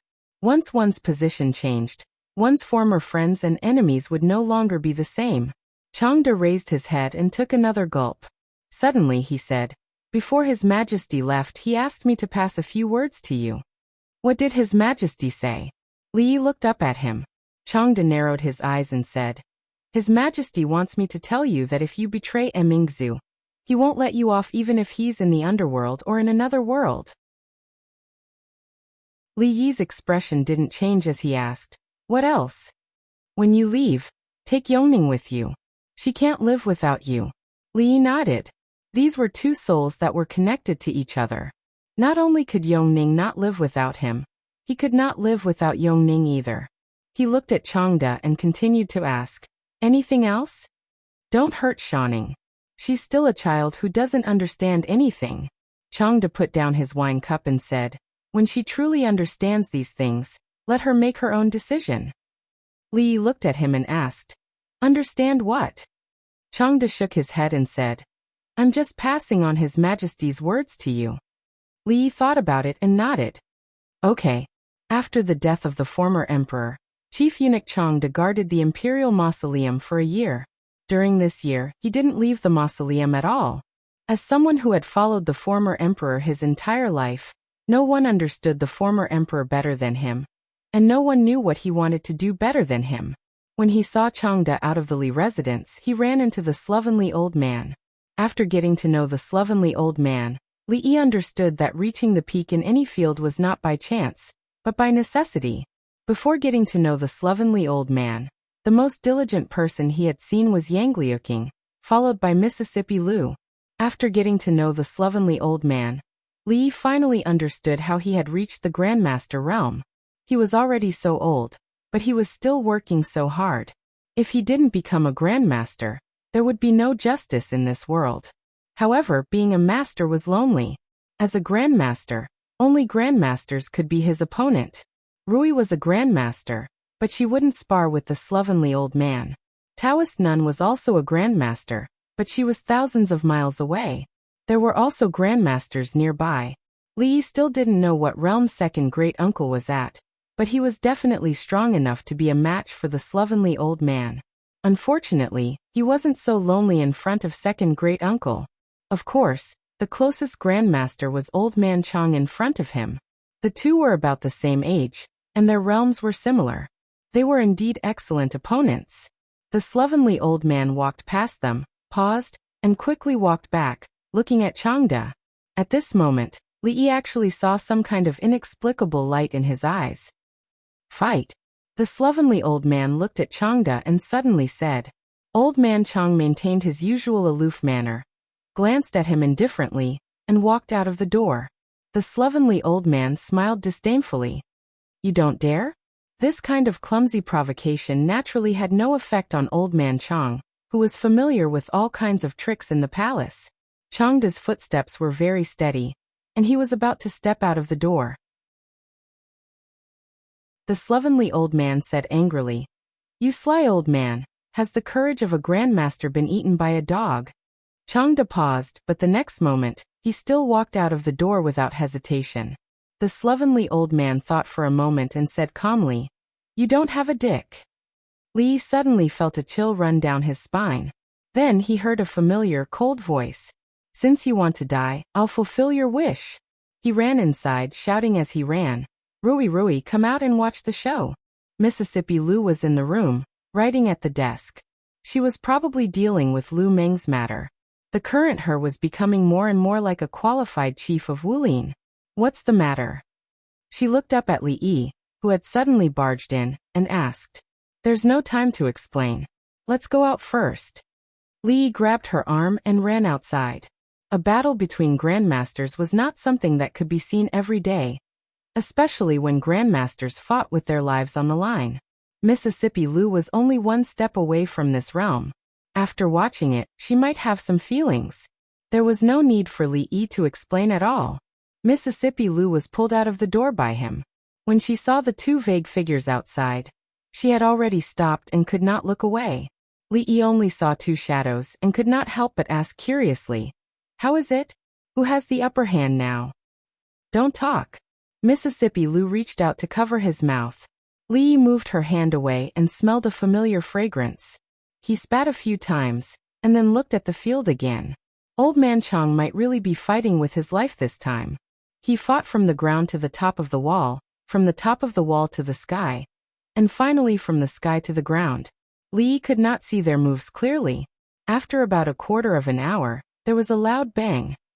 The two figures separated and stood on one side of the wall. It felt like the battle between Shimin Chueshue and Yi Gucheng. Awesome.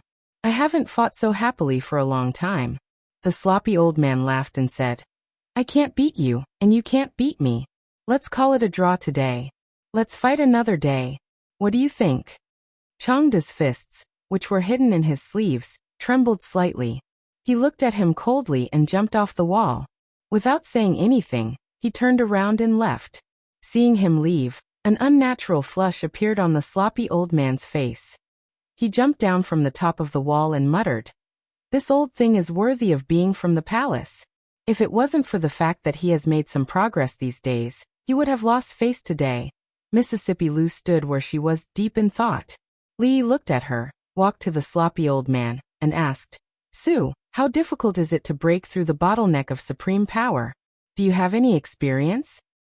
It's difficult, but it's not difficult either. The sloppy old man looked back at Mississippi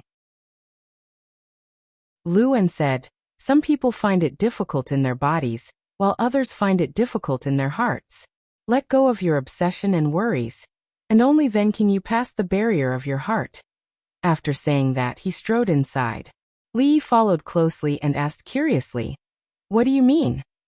Those who should understand will understand as soon as they hear it, and it's useless for those who shouldn't understand to say it.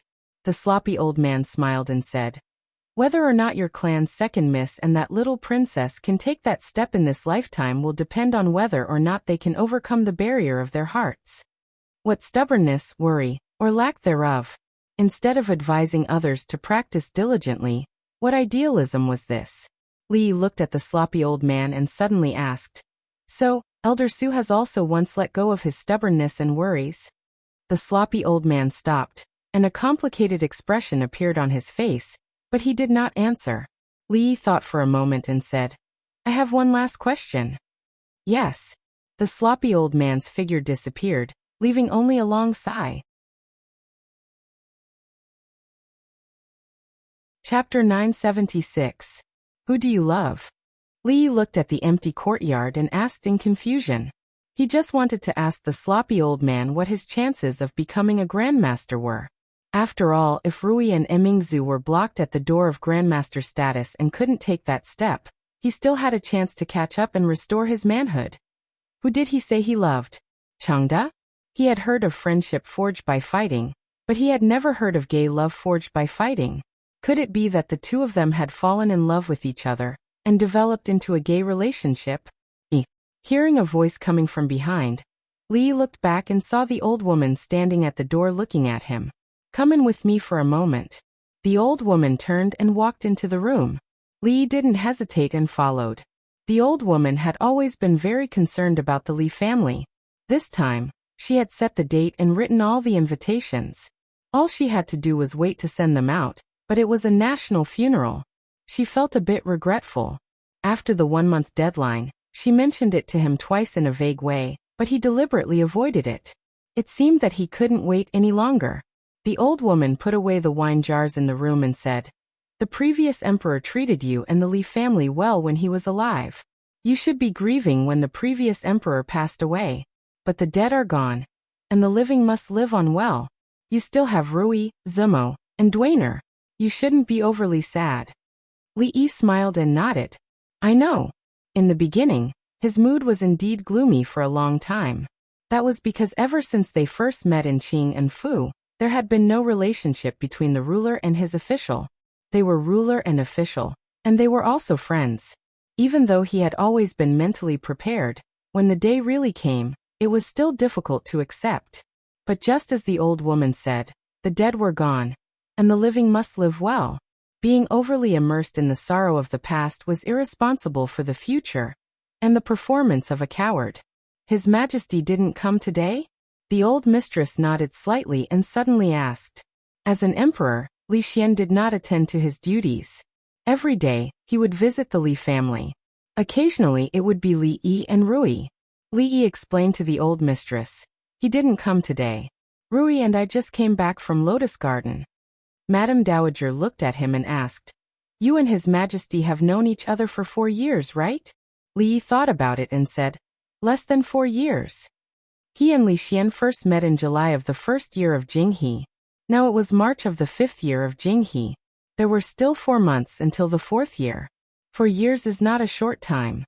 The old mistress sighed and said, "It is the Li family's fortune to be favored by 2 emperors. But you must remember that His Majesty is His Majesty. He is no longer the Crown Prince Li Xian of the past." It was said that being in the emperor's company was like living with a tiger. Since ancient times, there had been countless cases of good bows being hidden after the birds had been killed. It seemed that emperors were supposed to be cold and heartless. Most people, including the old mistress, thought so too. But none of the emperors that Li Yi knew were like this. The previous emperor was benevolent, not only toward the court but also toward people. After Li Xian became emperor, his temperament did not change at all. He was not a qualified emperor. He was straightforward and free. The things that the old mistress worried about would not happen, at least for the time being. But even though he believed in Li Xian, others did not. Since ancient times, heaven, earth, emperor, and teacher have to respect etiquette and ethics. The old mistress looked at him and sighed again. She said, "I know that you and His Majesty are close friends, but people's hearts change. For the sake of the Li family, you must be more careful and not fall too deeply into it." Li thought for a long time and then lowered his head. He said, "Grandson will remember. I still envy you. You only have the title of Golden Ziguang Doctor." Li Xian put his hands behind his head as he lay on the rocking chair. Looking at the sky, he murmured, "Beautiful wives and concubines, no worldly affairs, free and unfettered. What more can a husband ask for in life?" "You want to take concubines?" Li sat by the stone table and looked at him. He said, "If you want to do it, then do it. Your harem is so empty, it should be enriched." Li Xian looked back. The 2 women should be in the room. Only then did he relax. He said, "We are not the same. I only need Qin." Li suddenly asked, "How is your brother Shen?" "Brother Shen?" Li Xian thought for a moment and said, "He has already graduated from the Mathematics Institute. I feel that he is more suitable for our Academy of Sciences." I don't know where the Ministry of Appointments will send him, so I am preparing to headhunt him. Then he felt that something was wrong. He looked at Li Yi and said, "Don't try to change the topic. I, the Emperor, am not as free as you, the Marquis. This is too unreasonable." Li Xian was clearly brooding over this matter. He hesitated for a moment and said, "Prime Minister Qin has already resigned 3 times and I persuaded him to come back. The Qin family has suffered such a great change. Prime Minister Qin is disheartened and his health is not as good as before. If he has made up his mind, I will allow him to retire. After Prime Minister Qin's resignation, the position of the right minister will be vacant. Only you can take this position. At that time, you and Emingzu will be in cahoots." Li Yi pointed at Li Xian, looked behind him and said, "He is cursing you." Emingzu had just finished sparring with Rui. Her hair was wet. Li Xian jumped up from the chair and said, "I am going to see Xiao Rui." Mingzhu was a noble princess, and always had a heroic spirit that did not lose to any man. This heroic spirit was something that even the Lu second young miss did not have. In other words, even Mississippi Lu was more feminine than Emingzu. Of course, these words could not be said in front of him. Otherwise, he might be greeted with a beating from both women. However, when she took a bath and put up her wet hair in front of him, Li felt that his understanding of her was not complete. At this time, Her Royal Highness still had a little bit of femininity. After putting up her hair, she looked at Li Yi and said in surprise, "Why are you looking at me? Is there something on my face?" Li Yi shook his head repeatedly. "No." She did not continue this topic and asked, "Did Chief Chang come to see you 2 days ago?" Li Yi was puzzled. "He did not return to the palace?" Emingzi shook her head and said, "He only came here to take a look around the capital and then returned to the mausoleum." Li Yi explained, "His Majesty had a few words for him to bring to me." "Father?" Although her and Li Xian's identity had been announced, she was still used to calling the former emperor this way. Li Yi nodded. Emingzi looked at her, thought for a moment and asked, "What did father say?" She shouldn't have asked this question, but she wanted to know anything about her father. Li Yi thought for a moment and said, "His Majesty asked me to take care of you and Li Xian." Emingzi looked at him and said, "Father already said this the other night." Li Yi was speechless for a moment. He could not tell her that her father told him not to let her down in the future, and that when she did not want to be the empress, they could make do with each other. His Majesty also said that Shanning is only a child now. When she grows up, she can make her own decisions. Emingzi looked at him and asked in confusion, "What does that mean?" "Yes, sir, what does that mean?" The girl ran out of the room, thought for a moment and said with some dissatisfaction, "I am already 14 years old. I am not a child anymore." Li Yi patted her head and said, "When will you stop saying that you're not a child anymore?" "You're not a child anymore." The dizzy girl nodded and said, "When that time comes, will I be able to make my own decisions?" Li Yi nodded. "This is your father's verbal order. It is the same as an imperial edict. I knew father treats me the best." The girl smiled excitedly and her eyes flashed. She murmured, "Can I make my own decisions? I will ask Brother Xian to write an imperial edict when I go back."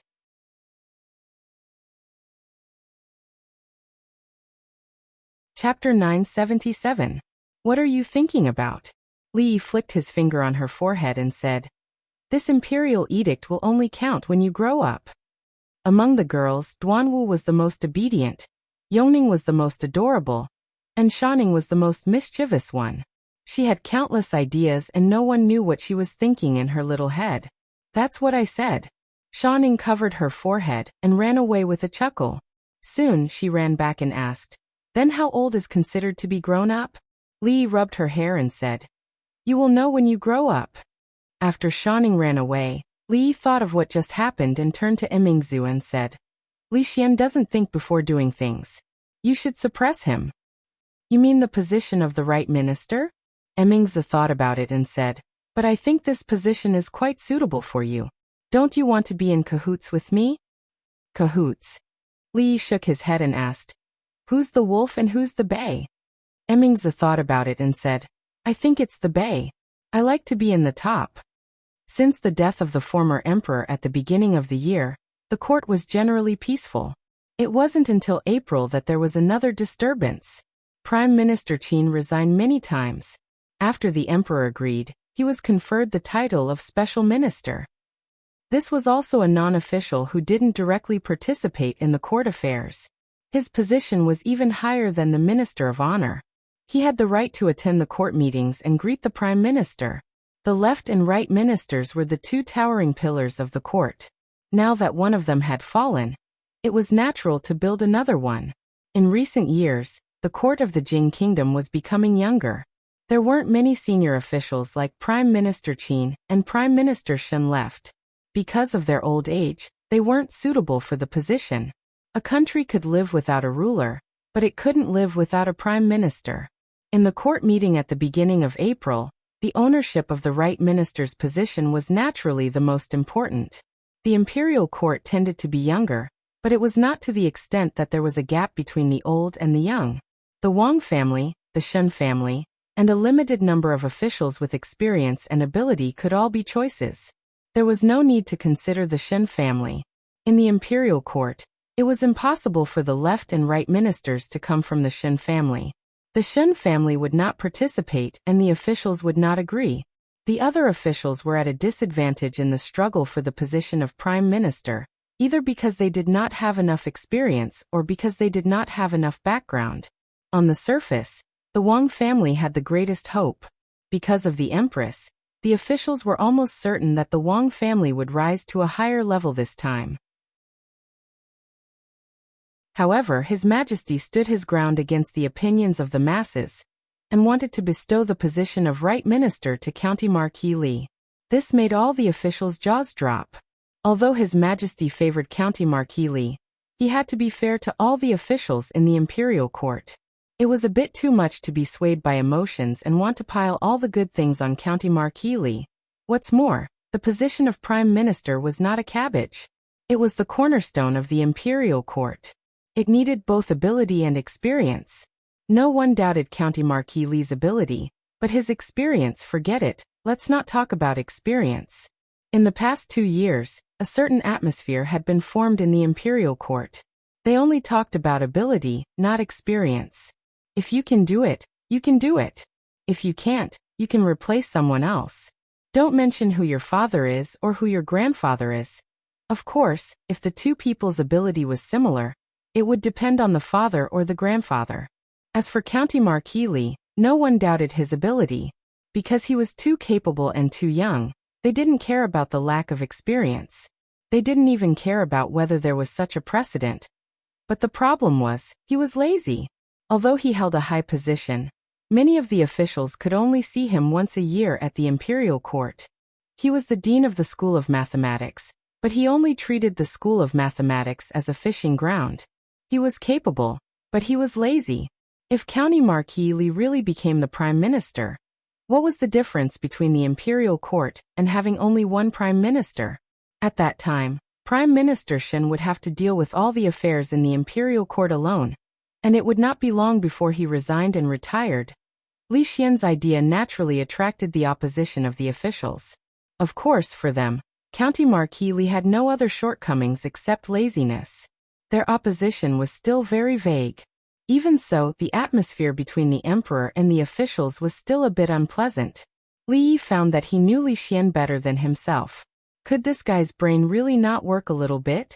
You can leave the position of the right prime minister to the Wang family or Dong Wenyan. Li Yi looked at him solemnly and said, "Don't give me any more trouble. If you dare to make me prime minister, I will immediately leave the capital. I know you don't care, but I just don't like how they act." Li Xian snorted coldly and said, "Since I, the emperor, can't decide anything, why do they want me to be the emperor?" Li Yi looked at him and asked back, "Do you think you can do whatever you want as the emperor?" Li Xian waved his hand and said, "The more they want it, the more I don't want to give it to them." "The more you don't want it, I still have to give it to you." Li Yi thought for a moment and said, "Since it has come to this, in fact, what I said just now was all a lie. As a scholar, who doesn't want to become a general and become a prime minister? I refused because I know that the more I don't want it, the more you want to give it to me. This is the simplest way to advance by retreating. Do you understand? Li Xian looked at him and frowned. So you also want to be the prime minister? Li Yi nodded solemnly and said, now that it has come to this, I won't hide it from you. I really want to be the prime minister. If you want to be the prime minister, you should have said so earlier. Li Xian slapped his thigh and said, if you had said so earlier, I would have agreed when Prime Minister Qin resigned for the first time. I was afraid that you wouldn't be happy. Now, I will issue the decree in the morning court tomorrow. One must abide by the rules. Those who don't play by the rules should be struck by lightning. Young master, old Lu is here. Just when Li Yi was wondering why he became so despicable after becoming the emperor, Fang came in with County Magistrate Lu. Lu Dao could be said to be the epitome of the saying, one never comes to a temple without a cause. Every time he came, there must be something big. And it was something bad. Therefore Fang privately called him a jinx. Lu Dao greets your majesty. Lu Dao first bowed to Li Xian respectfully before turning around and bowing. Lord Li.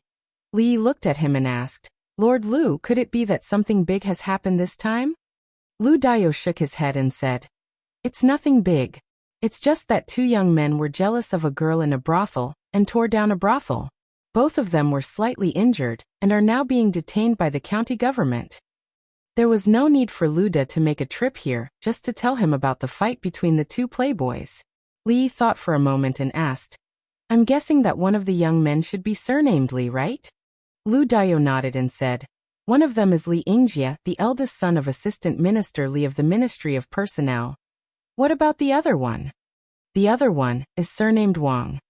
Li Yingjie was the son of his second uncle, Li Mingzi, who was about the same age as him.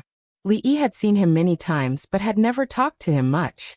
Madame Dowager often mentioned him, saying that he had changed his previous playboy character, which was very rare.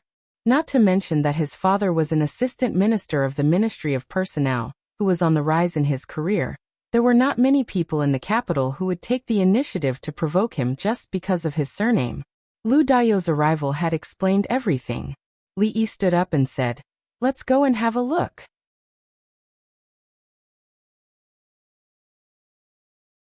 Chapter 978. There were many powerful officials at the feet of the emperor in the capital, and there were countless hedonistic sons. Their families all had a lot of background, and they were young and vigorous. Almost every month as the capital magistrate, Lu Dao would handle a few such cases. These cases were not difficult, but they were also difficult. Those influential families were very prideful. Often, the two families involved would settle it in private without going through the county government. If there was no private settlement, he could judge the case impartially. The current county government was no longer what it used to be. As long as they upheld the word reason, there was no need to fear any so-called rich families.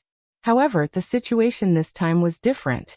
The Wang family could be said to be the most powerful family in the capital. Although the Li family of the Ministry of Personnel was not as powerful as the Wang family, it was supported by a bigger tree. Moreover, the Wang family and the Li family had a good relationship. As an outsider, it was better for him not to interfere. Li Yi had listened to the county magistrate's detailed explanation on the way here. It was nothing more than a fight between two young people. From verbal conflict to physical conflict, it developed into a chaotic fight. In the process, the brothel was smashed, which attracted the attention of the county government. When Li Yi and Li Xian walked into the county government, the two families were already there. It was not appropriate for the elders to interfere in the affairs of the younger generation. The Li family sent the current housekeeper.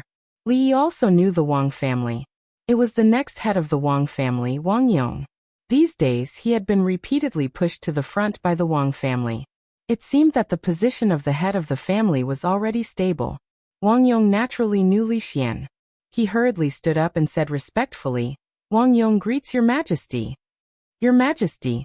As soon as his words came out, the people present all knelt down.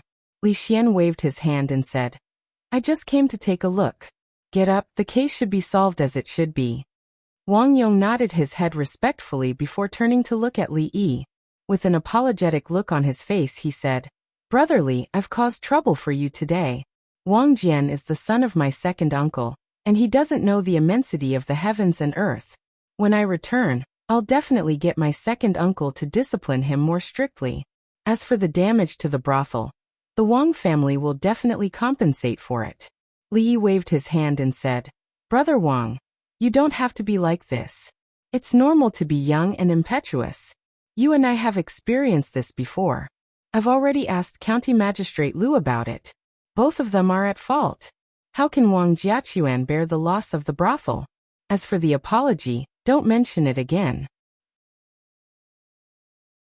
Wang Yong knew his personality very well, so he didn't say anything. He nodded, then turned around, his face darkening. Hurry up and apologize. The authority of the substitute clan head was still very useful. A young man with messy clothes bowed to the person opposite him and said, I'm sorry. The other person also bowed in apology.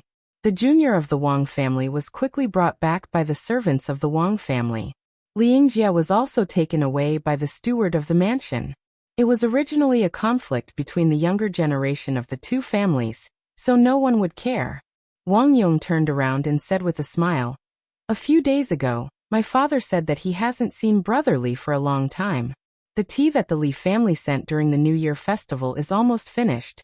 Li Yi smiled and said, If Lord Wang likes it, I'll have someone send some more another day. No need for another day. Li Xian waved his hand and said, It just so happens that Qin is at the Wang family these days, and I haven't been to the Wang family for a long time. How about today? Wang family. The young man rubbed the bruise on his face and said with a displeased expression, Big brother, why do you want me to apologize? It's not like I'm the only one in the wrong. A middle-aged man said with a sullen expression, Who told you to have a conflict with the Li family? The young man's expression became even more unconvinced. So what if it's the Li family? Does the Wang family have to be afraid of the Li family? The empress's surname is Wang, and the Wang family is also a century-old clan. Other than Li Yi, what else does the Li family have? Why do we have to be afraid of him? Shut up. The Wang family master, who had been silent all this time, glared at him and said in a low voice, You unfilial son, what are you saying? The middle-aged man walked forward, raised his hand and shook it helplessly. Is this something you can say? It is. The young man curled his lips and said, He is so young, yet he has so much power. Now he even has to fight with eldest uncle for the position of prime minister. Since ancient times, people with such power have always been feared by the emperor in the end. No one has had a good ending. Now the officials are very afraid of him. The emperor can't tolerate him for too long. If he knows what's good for him, he should retire early. Otherwise, I want to see what will happen to him in the end. Shut up. A harsh voice resounded in everyone's ears, but it didn't come from anyone in the hall. Wang Yong walked in from outside. The young man opened his mouth and wanted to say something, but Wang Yong picked up the chair beside him and smashed it on the young man's head. The chair broke into pieces in an instant, which showed how much force Wang Yong used. The young man fell to the ground with a swollen face and a bloody nose, but he didn't faint. He looked at Wang Yong in disbelief and murmured, You haven't said enough? Wang Yong glanced at him. When he picked up the second chair, everyone in the hall came back to their senses. The Wang family master stood up and asked in surprise, Yong, what are you doing? Wang Yong threw the chair down and shook his head. The emperor and County Marquis Li were outside just now. Hearing this, everyone's expression changed. The Wang family. Li Xian's face was gloomy and his eyes were filled with disappointment. Li Yi smiled and said unconcernedly, He can't represent the Wang family. Li Xian suddenly looked at him and asked, Do you think the officials really think this way? Think what? Li Yi took a sip of wine and asked casually. They think you have too much power and that I will be afraid of you. Li Xian stood up and said, Since it's like this, I'll let them open their eyes and see. Li Yi had a bad feeling and asked, What are you going to do? You'll know tomorrow, Li Xian said with a dark face and strode out of the door. A moment later, in the same place, Wang Yong's expression was complicated. He sighed and said, Father has already told him to return to Luochuan. He will never set foot in the capital again in this life. Li Yi shook his head. Why is this necessary? Sister will explain it to the emperor. Wang Yong lowered his head and said, the Wang family will always be a friend of the Li family. Brother Li, don't think too much. The commoners and even the officials all thought that the Wang family was the largest family in the Jing kingdom. With the Wang family's power, they could do whatever they wanted in the Jing kingdom without fear. The Cui family thought the same back then, so the Cui family died out. From then on, he knew that some people could only be friends and not enemies. Wang Yong came to apologize on behalf of the Wang family and brought a very generous gift. Li Yi had to accept this gift. If he didn't accept it, it would be a rejection and a falling out with the Wang family. He was just an arrogant playboy and couldn't represent the Wang family. Li Yi knew this very well. Moreover, this gift was very expensive and it wouldn't be easy to return it. Li Yi saw Emingzu in the afternoon. What happened to you and the Wang family? Emingzu walked in from outside and said in surprise, the Empress asked me to tell you that today's matter wasn't what the Wang family wanted. Li Yi waved his hand and said, it's just a misunderstanding. Emingzu looked at him and asked doubtfully, then what are you worried about? Li Yi sighed and said, Li Xian.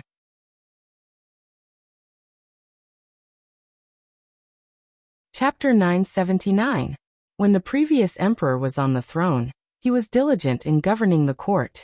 Unless he was seriously ill or under special circumstances, morning court was rarely interrupted.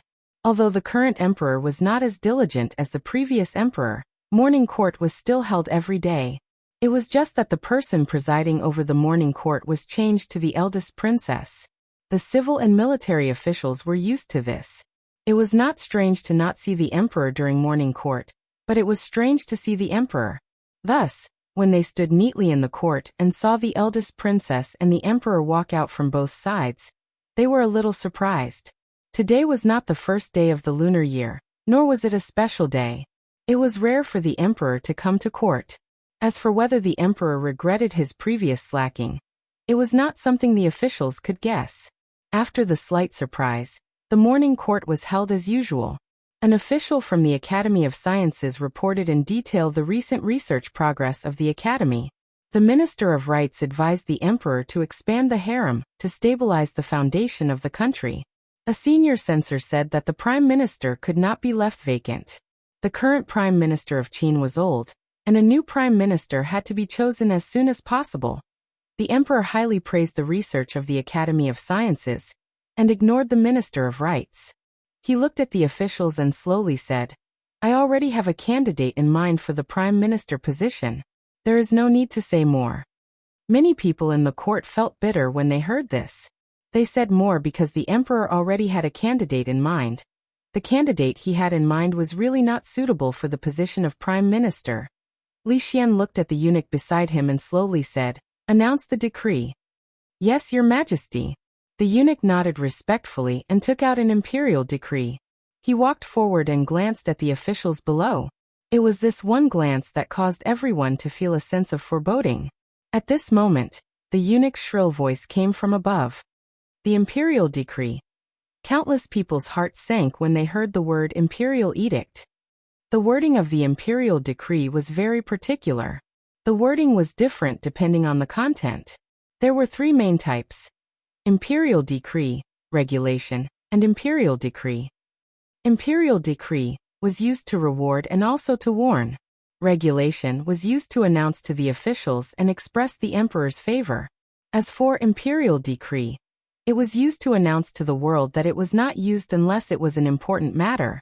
The emperor used imperial decree to appoint a crown prince and a princess. More importantly, there was no need for an imperial edict to be conferred the title of prime minister. The Marquis of Chang and County Li Yi is intelligent and has made great achievements. Since the early years of Jinghe, he created Tian Fa, offered horseshoes, changed interrogation by torture, repelled the enemy, opened the school of mathematics, and stopped the flood. The eunuch was still reading aloud. The ears of the hundreds of officials in the hall were buzzing. Marquis Li Yi of Chang and County. Sure enough, sure enough. As expected, His Majesty did not listen to his advice and insisted on making County Marquis Li the Prime Minister. He would be the youngest Prime Minister in the history of the Jing Kingdom, and the laziest Prime Minister. Immediately, the faces of several censors and old officials changed. They stood out from the crowd. Before the imperial edict was finished, they were not allowed to interrupt. Otherwise, it would be a serious crime. But at this moment, everyone could see the determination on their faces. Get rid of the vermin, sweep away the crooks, push forward the reforms. Your contributions are great. Confer the title of Jiang of Silla to show the grace of the heavens. Pass it on forever. Take it and rest. Brilliant. The eunuch's voice was still echoing in the hall. Inside the hall, the expressions of some people finally relaxed. Not the Prime Minister. It turned out that it was just to confer the title of Jiang of Silla, not the Prime Minister. It seemed that His Majesty was still Jing. Jiang of Silla? One word, king. Jing was the title of the Jing Kingdom. Jiang of Silla had always been the most respected prince. Since decades ago, there had been no Jiang of Silla in the royal family. Now His Majesty conferred this title to a person with a different surname. A person who was not from the royal family. This was ridiculous. This was the biggest joke in the world. Emingzu looked at Li Xian, who had a serious face. Her lips moved, but she did not say anything in the end. Your Majesty, please think twice. It is against the ancestral rules for a foreign official to be conferred the title of king. Your Majesty, please think twice. The imperial court was in an uproar. Countless officials knelt down and said loudly, I have made up my mind. Li Xian waved his hand and walked out from the side. A eunuch said loudly, Court dismissed. Prime Minister Shun, say something. Lord Wang, we can't let His Majesty act willfully. Lord Yang, please go and see the Empress Dowager. We can't let His Majesty act so willfully. Princess, Your Highness, please persuade His Majesty again. After the officials got up, they immediately placed their last hope on a few important officials. The head of the Wang family sighed. He knew why His Majesty would do this, so he also knew that His Majesty would not retract this imperial edict. An old man shook his head and said, His Majesty is different from the late emperor. At this time no one can say anything. Prime Minister Shen looked out of the palace with his murky eyes and murmured, No, there is one more person. His Majesty will definitely listen to his words. In a certain palace in the imperial harem, Wang Qin brought a cup of tea and put it in front of Li Xian. She said softly, My husband, don't be angry. They said I was suspicious of him. Li Xian held her hand and asked her to sit aside. Then he sighed and said, Qin, or do you think he can understand what I did? Wang Qin sighed, but she could only sigh. There were some things that even if she could see clearly, she couldn't explain to him. He was worried that County Marquis Li would overthink because of the rumors outside, but he didn't know that the more he thought like this, the worse his situation would be. Today, not only the imperial court was in an uproar, but even the common people were also in an uproar in a very short time. Since His Majesty ascended the throne, County Marquis Li's power had reached its peak. Since ancient times, such officials never had a good ending. Not only the officials in the imperial court, but also the common people in the capital were guessing that it wouldn't be long before His Majesty began to suspect him. The decline of the Li family was a foregone conclusion. Who would have thought that after such a short period of time, His Majesty would give all of them a resounding slap in the face? Jiang of Silla, king of the one word, a foreign official being made a king. Since the founding of the country, no foreign official had ever received such an honor. Although County Marquis Li's achievements were great and no one in the imperial court could compare to him, in the end he didn't have the merit of opening up territory. If he led troops to destroy the Qi kingdom or the Zhao kingdom, it would be understandable if he was made a king. But now he was too young. This emperor's favor was a bit too much. Just like that, he was made a king of the one word. The emperor had directly expressed his attitude. In the future, who in the entire capital would dare to provoke the Li family? The Li family. The head of the family being made a king was a great honor. The entire manor was in jubilation. Li Yi had just sent off the worried old woman and sat back in the courtyard. He rubbed his slightly swollen head when the princess walked in from outside. He sighed and said, "Didn't we agree to have you stop him?" Emingzi shook her head and said, "You know that no one can stop him if he wants to do something. Why do you have to stop me?" Li Xian walked out from the back and said, "You have done so much for the Jing kingdom and the world. What is a mere king? Have you not counted how many foreign officials have been made kings since the founding of the Jing kingdom?"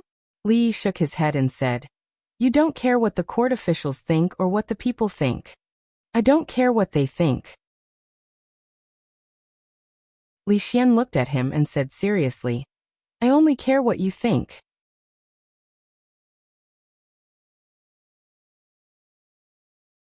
Chapter 980. Li Yi knew what Li Xian was thinking, but he didn't know that he would actually do this. Jiang of Silla, king of the One Word, was practically the person with the highest status in the Jing kingdom, other than the emperor. This was what it meant to be under one person and above millions. He didn't try to persuade Li Xian to retract the edict, because what was more influential than a foreign official being made a king was to retract the edict after being made a king. Normal people understood that a gentleman's words cannot be retracted by 4 horses. And as an emperor, his words were even more important. Li Xian didn't care about this at all. He said, "Don't worry if the officials object, I will take responsibility." At this moment, it was too late to say anything. He knew Li Xian's personality better than anyone else. Li Yi shook his head and said, "Let's not talk about this, let's drink." The wine was made by Xiaozhu. Xiaozhu's wine had 2 characteristics. One was that it tasted sweet, and the other was that it went to the head easily. Li Xian gulped down 2 cups and started to sway. "Tell me, what's so good about being an emperor and a prince? Why are there so many people fighting to the death?" Li Xian's eyes were hazy from drunkenness. He murmured, "I still feel that those days in Qing and prefecture were the most comfortable, the most carefree." Li Yi actually wasn't in the mood to drink. Today's events, Li Xian had only started. The troublesome things were still to come. "I know you don't want to be a prince, but I want to shut their mouths." Li Xian slapped the table and suddenly said, "This capital is not interesting at all. Why don't we run? Didn't you say that there's a fun place near Xuzhou that no one can control? Why don't we go there?" Li Emingzi looked at the 2 people beside her and shook her head slightly. The person who least wanted to be an emperor had become an emperor, and the person who least wanted to be a prince had become a prince. Sometimes, things in this world were so ironic. She stood up and lightly tapped Li Xian's shoulder. He immediately fell asleep on the table. She sat back down and looked at Li Yi, asking, "What should we do now?" Ever since Li Xian succeeded to the throne, Li Yi had been aware of certain things. However, he hadn't expected that Li Xian's sudden action would push a certain contradiction to the peak. "I don't know." He shook his head, looked at her and asked, "Are you hungry? I'll cook you a bowl of rice." "I'm not hungry." Emingzi shook her head. "One egg or 2? 2. Reincarnation was a technical job. If one was born in the family of an emperor, king, general, or minister, they would not have to worry about food and drink for the rest of their lives. They would enjoy endless glory, splendor, and wealth. If they were born in a commoner's family, they would be born a notch lower than others. They would need to put in more hardships and effort than those people to earn a good future, but they might not be able to catch up to those people. Among these, the best situation was to reincarnate into the family of an emperor. Without any effort, they would be born princes and princesses. Children born in poverty might be able to change their fate with hard work and become a general and minister, but their birth had already determined that the highest they could achieve in this life was to become a general and minister. If they wanted to go one step further, they could only pray for a good reincarnation in their next life. However, there was always an exception. Yesterday's County Marquis Li and today's Jiang of Silla had created a precedent that had never been seen since the founding of the Jing kingdom. There was a lot of discussion among the people. Other than expressing surprise, there wasn't anything else. On the imperial edict, the achievements of Jiang of Silla over the years were clearly written. In these years, many good changes had happened around them. People could almost see the shadow of Jiang of Silla in almost everything. He was made an exception to be conferred the title of king. It was unexpected, but also reasonable. There were not many objections from the people. However, because of this matter, the court and the royal family had a very tense relationship with the current emperor. There was no need to talk about the royal family. They all came from the Li family. How could they easily allow an outsider to interfere? Led by a few old members of the royal family with the surname Li and Jingdo, they protested to the emperor. The princes outside had not received the news, but presumably, they would not agree. In the court, there were already some complaints about the emperor's stubborn insistence on making County Marquis Li of Prime Minister. Now the emperor did not make him Prime Minister, and directly made him a king. In the future, when the Prime Minister saw him, he would also have to bow. Following an emperor who would flip the table at the slightest disagreement, it was really a headache. Whether it was the people, the court, or the royal family, Li did not pay attention to any of them. After being conferred the title of king, he did not even invite guests to celebrate. There was no difference from the past. If one had to go into detail, there was still a difference. In the past, it was very leisurely at home. Now he had to look after 3 children at the same time, Li Duan, Yongning and Shanning. The 3 of them could not even handle it. He couldn't help but imagine his future and couldn't help but worry. Of course, Shanning was no longer a child. Many times she could help him look after the children. This was a very good change. Fong stood behind him with some confusion and asked, "Son-in-law, do we really not need to change the signboard on our door?" Li Yi waved his hand. "No need. I have no choice but to change it." Old Fong shook his head and said, "Son-in-law is now a prince, so the entrance can't be so shabby. We have to change 2 bigger stone lions, and the plaque should also be changed. Let's talk about it later." Li Yi shook his head and said, "Is there anything important these few days?" "Important?" Fong scratched his head and said, "The important thing is that you have been conferred the title of Jiang of Silla. There seems to be nothing else. Right, yesterday, the Baldi sent a letter. He said that he now has a lot of people under him. They have built a city in the mountains. I don't know the specifics. These things are all managed by Second Mississippi. If son-in-law wants to know, I can go to Second Miss to get the information." Fong got up and left.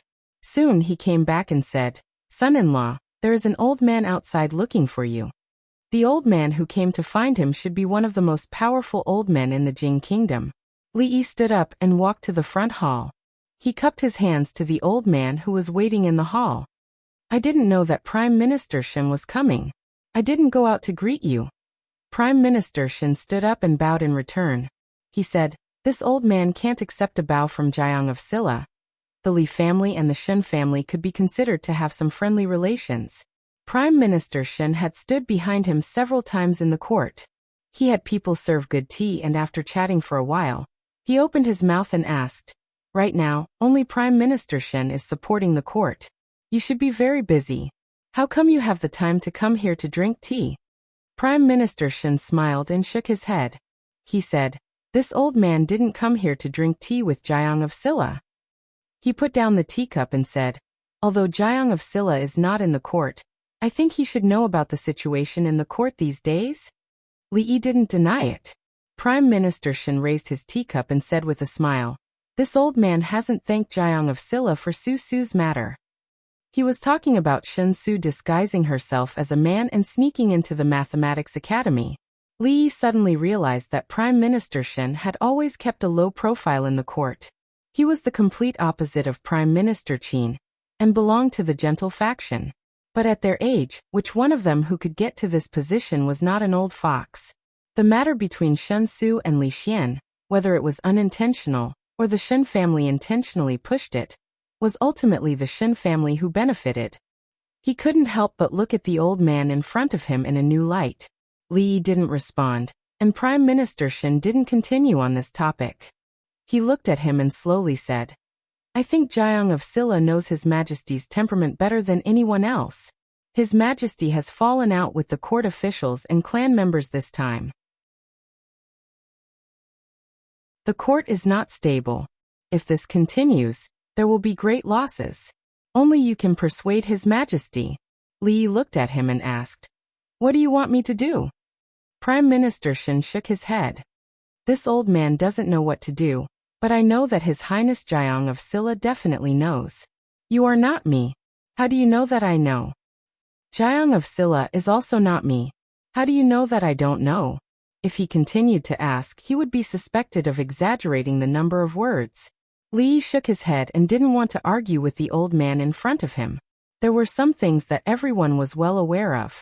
At this point he couldn't say any more.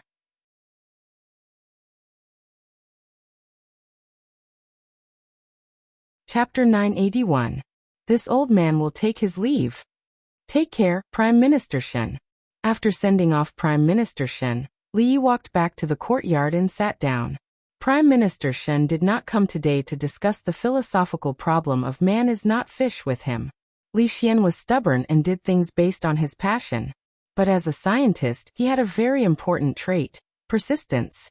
He persisted until he hit the southern wall, and did not turn back. After that, he continued to stride forward. When the former emperor was on the throne, he did not make arbitrary decisions. Most of the time, he would discuss with the court officials and take into consideration the opinions of the court officials. Li Xian usually did not care much about political affairs. But when he decided on something, no matter how many people opposed it, it could not change his mind. In the past, he was the crown prince. There was still Prince Ning, and the former emperor who could restrain him. Now that he was the emperor, the entire world was his and no one could restrain him.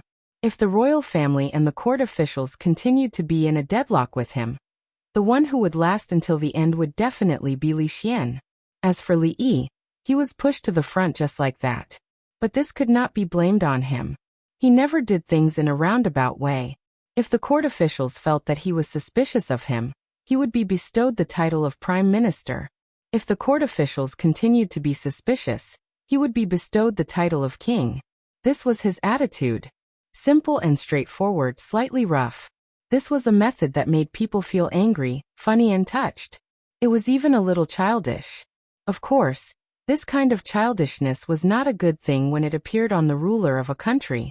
In the courtyard, Xiao Zhu, Xiao Huan and Xiao Chui were playing kuju. Li Yi waved to her and said, "Xiao Zhu, help me warm a pot of grape wine later." "Okay, I will go immediately." Xiao Zhu passed the rattan ball to Xiao Huan and ran towards the kitchen. Li Yi thought for a moment and added, "This time make it less strong." Mississippi Lu was not at home, so there was no one to drink with him. Li Yi poured himself a cup of wine and drank by himself, thinking about what had happened just now. In another direction, Rui withdrew her gaze and said in a low voice, "Even though he has been conferred the title of king, my husband is still not happy." Ruoqing had a worried look on her face as she said, "This time, he was conferred the title of Jiang of Silla. It seems to be a great favor, but too much may not be a good thing." After His Majesty ascended the throne, the Li family had already made many people afraid. This time, with the great favor of the emperor, they will be even more afraid. It is not a good thing to stand out in the forest. Rui had a thoughtful look on her face. She looked in that direction for a long time before saying, "There's something I want to discuss with my two younger sisters." She whispered a few words, and a smile appeared on Drunken Mo's face. She said, "As you wish, sister." Ruoqing also nodded and said, "I'll listen to you." Li Yi drank grape wine as he thought about this matter. Before the previous emperor died, he had given Emingzhu and Li Xian to him to watch over the court and the world. Later, he had Chang to bring a message for him to take care of Yongning and Shanning. He was not their nanny, so what right did he have? At that time, he had been blinded by greed and agreed to take care of Yongning, Shanning, and Emingzhu. This was what he should do. Take care of Li Xian, who asked him to be his only good brother. He accepted it, but to ask him to take care of the entire court and the world was a bit too much.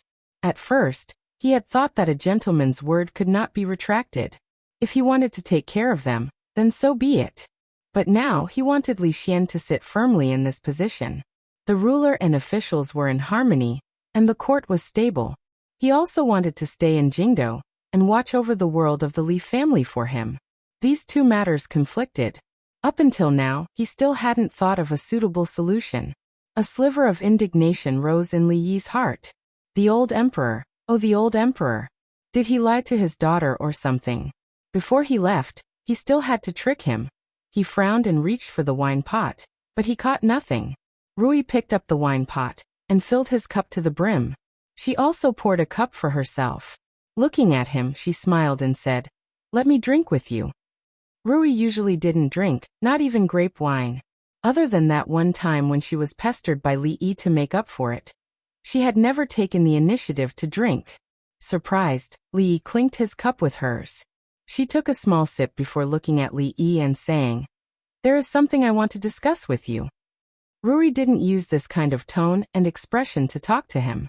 Li Yi asked in confusion, "What is it?" Rui looked at him and said, "I want to go out for a walk." Hearing this, Li Yi was stunned. He then stood up and said, "I want to go out for a walk with my wife." "I'm not talking about outside the house." Rui shook her head and said, "I'm talking about outside the capital. After staying in the capital for so long, I'm a bit bored. I want to bring my husband, Duaner, Rui Xiaohuan, and my 2 younger sisters out to play for a few days and see the scenery. The last time I went out with my husband was more than 2 years ago." Rui rarely took the initiative to make a request of him. Li Yi thought for a moment and didn't think for long. He nodded and said, "Okay." The world was so big. If Rui wanted to go out and see, he naturally had to accompany her. However, this way he would probably have to go back on his promise to the old emperor. Forget it. If he went back on his promise, then so be it. At most, the next time they met, he would let him kick him a few times to vent his anger. He looked at Rui and asked, "Wife, where do you want to go?" "Of course, my husband." Li Yi nodded and asked again, "Then when are we leaving?" Rui thought for a moment and said, "We have to leave some time to prepare. Why don't we leave at the beginning of next month?" There was still more than half a month until the beginning of next month. There was enough time to prepare. Li Yi stood up and let out a long sigh of relief. This trip would probably take a long time. There were some things he needed to explain to the old madam. The brothels and shops in the capital had to be arranged properly. The brothels and shops had already formed a system. He didn't need to interfere too much. Even if he left for a year or 2, they would still be able to operate normally. There was no need to worry too much. As for where to go this time, he needed to think carefully. Li Yi sat in the courtyard thinking. Mississippi Lu carried a small wine jar and sat opposite him. Mississippi Lu always drank from a bowl.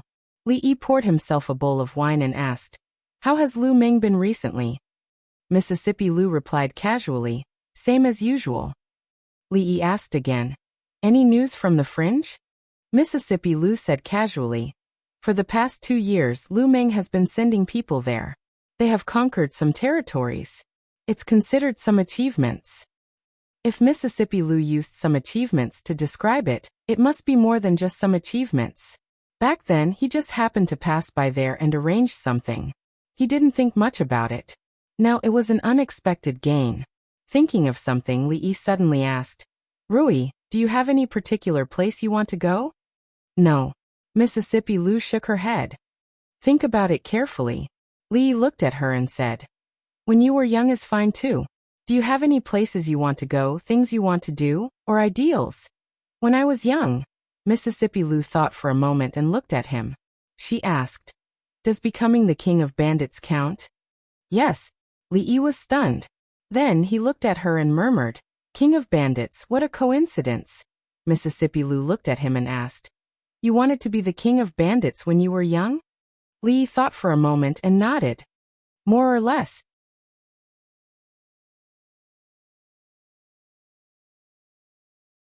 Chapter 982. 2 tigers cannot share one mountain. In this world, there can only be one person who can become the king of bandits. Unless it's a male tiger and a female tiger.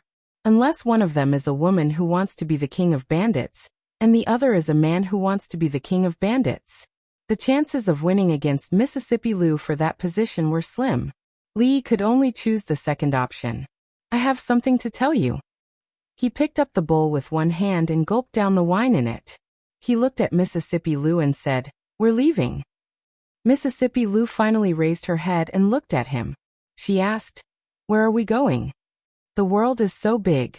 While we're still young, how can we not go out and see the world?" Li Yi looked at her and said, haven't we achieved some results in the fringe? Why don't we go there with Lu Meng and occupy all the mountains there? We will unify all the bandits in the fringe.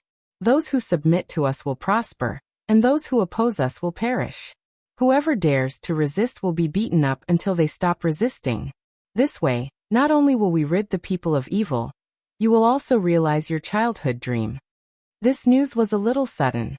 Mississippi Lu was stunned for a moment. Then she looked at him and asked, really? Of course. Why would I lie to you? Li Yi shook his head and said, when we unify the fringe and consolidate the forces there, we will go to the Wu Kingdom. Isn't your disciple rebelling in the Wu Kingdom? We'll help her drag that dog of a king of the Wu Kingdom down from the throne. What do you think? Mississippi Lu glanced at him and asked, you're not going to be the Jiang of Silla? Li Yi waved his hand and said nonchalantly, what Jiang of Silla? How is Jiang of Silla more important than realizing your dream? Mississippi Lu thought for a moment and nodded. I think your suggestion is good. Sir, I just heard Sister Rui say something about leaving. When Li Yi was packing things in the room, Shanning held Yong Ning's hand and walked in from outside. She asked, are you going out to play? Where are you going? For how long? I'm going to a very far place. Li Yi shook his head and said, I don't know how long I'll be gone. Shanning looked at him and asked, just like last time? Yong Ning clearly remembered what happened last time. She walked over and hugged Li Yi's arm. She begged in a soft voice, brother, I want to go too. Don't leave Cindy behind. Li Yi carried her up and said with a smile, of course I have to bring Cindy along. Shanning looked a little hesitant as she asked, is it as long as the last time? Maybe a little longer than the last time. Li Yi looked at her and asked, Bing Ning, do you want to go? If it's that long, Mother won't agree. She showed a hopeful look on her face, but in the end, she could only shake her head gloomily and said, I'll wait at home for you to come back. Li Yi nodded. She had a distressed look on her face and murmured, next time, when I grow up, you must bring me along when you go out to play. Oh. Li Yi smiled and put Yong Ning down. He said, go play. Looking at the two little girls walking out hand in hand, Li Yi retracted his gaze. There was a trace of a complicated look on his face. The lake in the academy had now become the most popular place in the 3 academies. The lakeside was filled with green plants, and the bluestone road was paved with long benches for people to rest on. It was the first choice of the academy's students for their morning recitation. It was now class time, and there were not many people in the academy. On the bluestone road, Li Yi, Li Xian, and Emingzu walked side by side. Because of their identities, the former 3 heroes of the capital were no longer addressed as such. Li Xian turned his head and looked around. He sighed and said, in these 2 years, the capital has changed a lot. Thinking back to when I first came to the capital, I really can't recognize it. This sentence should not be said by him, because the people who had caused these changes in the capital were here. In these 2 years, they had almost turned the capital upside down. They had built the 3 academies, fought against the king of Shu, fought against the Cui family, and overcome all kinds of obstacles in the court. They had implemented a new system, and had established the current situation in the capital. Li Xian did not feel that it was shameless to say this. He said as he walked, in a few days I plan to expand this place and build a few more academies. The Academy of Sciences should also be divided. By then you can give me some ideas. I will leave the capital for a while. What do you think about merging the School of Mathematics into the Academy of Sciences?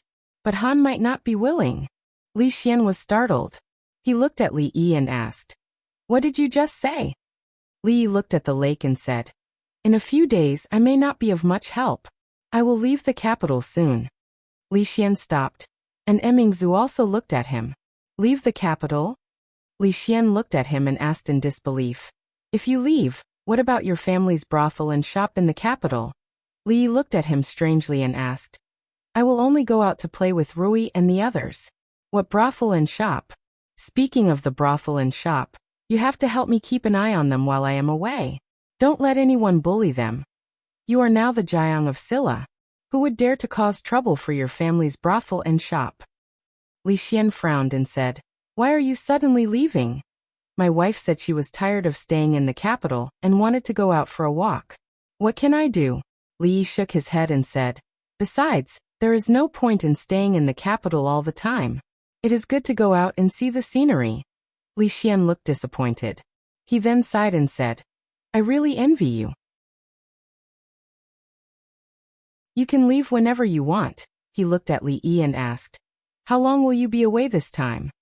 Li Yi thought about it and said, at least half a year. At most it is hard to say. Li Xian looked at him and said in surprise, so long? I don't know the exact time. If I don't take advantage of my youth to see the great rivers and mountains, there will be no more opportunities in the future. Li Yi shook his head and said, by the way, I want to bring Yongning with me this time. I am worried that if I leave her for too long, her illness will relapse.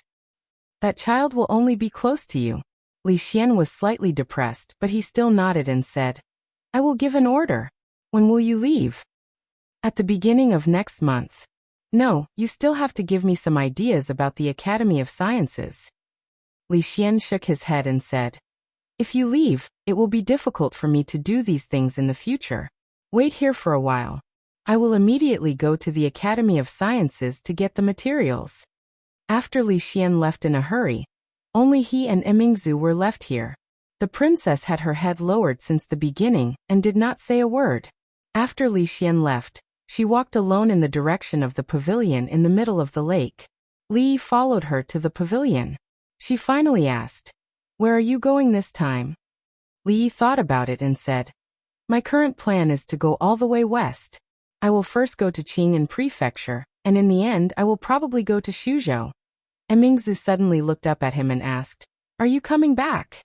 How is that possible? Li said with a smile. He looked into her eyes and then lowered his head. The two of them fell into a long silence. Emingzi did not ask any more because she knew why Li Yi had left. As long as he was still in Jingdou, the conflict between Li Xian and the officials would not be resolved. If a prince who was favored by the emperor and had power greater than the heavens stayed in Jingdou, countless people would not be able to sleep at night. He chose to leave for Li Xian. If he still wanted to come back, he would not think about leaving. After an indeterminable amount of time, Li Yi finally raised his head. Seeing her serious expression, he reached out to tug at the corner of her mouth and pulled out a smile. He said with a smile, of course I will come back. You are still here. How can I not come back? Emingzi did not care about the hand that was playing tricks on her face. She stretched out her little finger and said, pinky swear. Seeing her action, Li Yi was first startled. Then he also stretched out his little finger and entwined it with hers. He said, pinky swear. Emingzu stretched out her thumb and pressed it tightly against his. Pinky swear, hang yourself. Don't change for 100 years.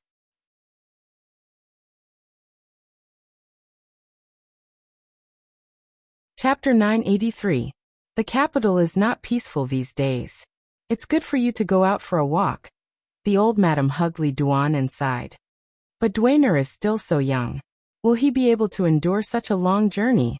Li comforted her. It's a slow journey. There's no rush. The journey was long, and it was inevitable that the horses and carriage would be tired.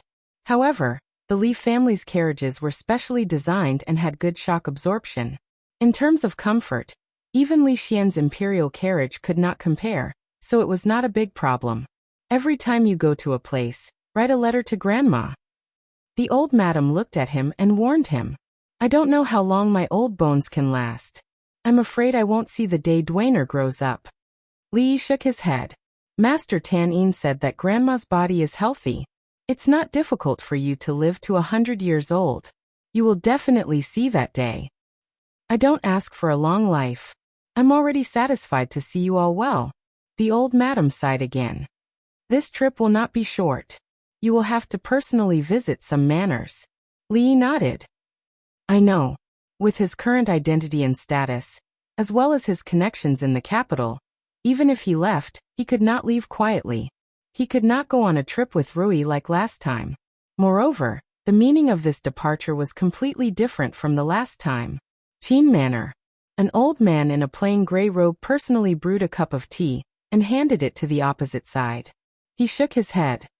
I thought that the court was now clear and bright and talented people were emerging. I didn't expect that there would still be so many short-sighted people. They are muddle-headed. After Prime Minister Qin resigned, he became more spirited. He had just chatted with him and learned that after the old man resigned, he drank tea and listened to the opera every day. This old man who had worked hard for the country for a lifetime. Although he could not be said to be happy in his later years, at least he had some leisure. He had acted on the stage for a lifetime. Now it was time to sit down and listen to the opera. Li Yi took a sip of tea and smiled. It's rare for a person to be muddle-headed in this lifetime. Prime Minister Qin shook his head and said, I know that the reasons His Majesty used to grant you the title of king are not everything you have. They lost a chance to sweep away all the countries and unify the world. Li Yi smiled and drank his tea, lowering his head in silence. It's so difficult that I'm confused. The old man stood up and said, Let's go. This Jing kingdom can't keep you here.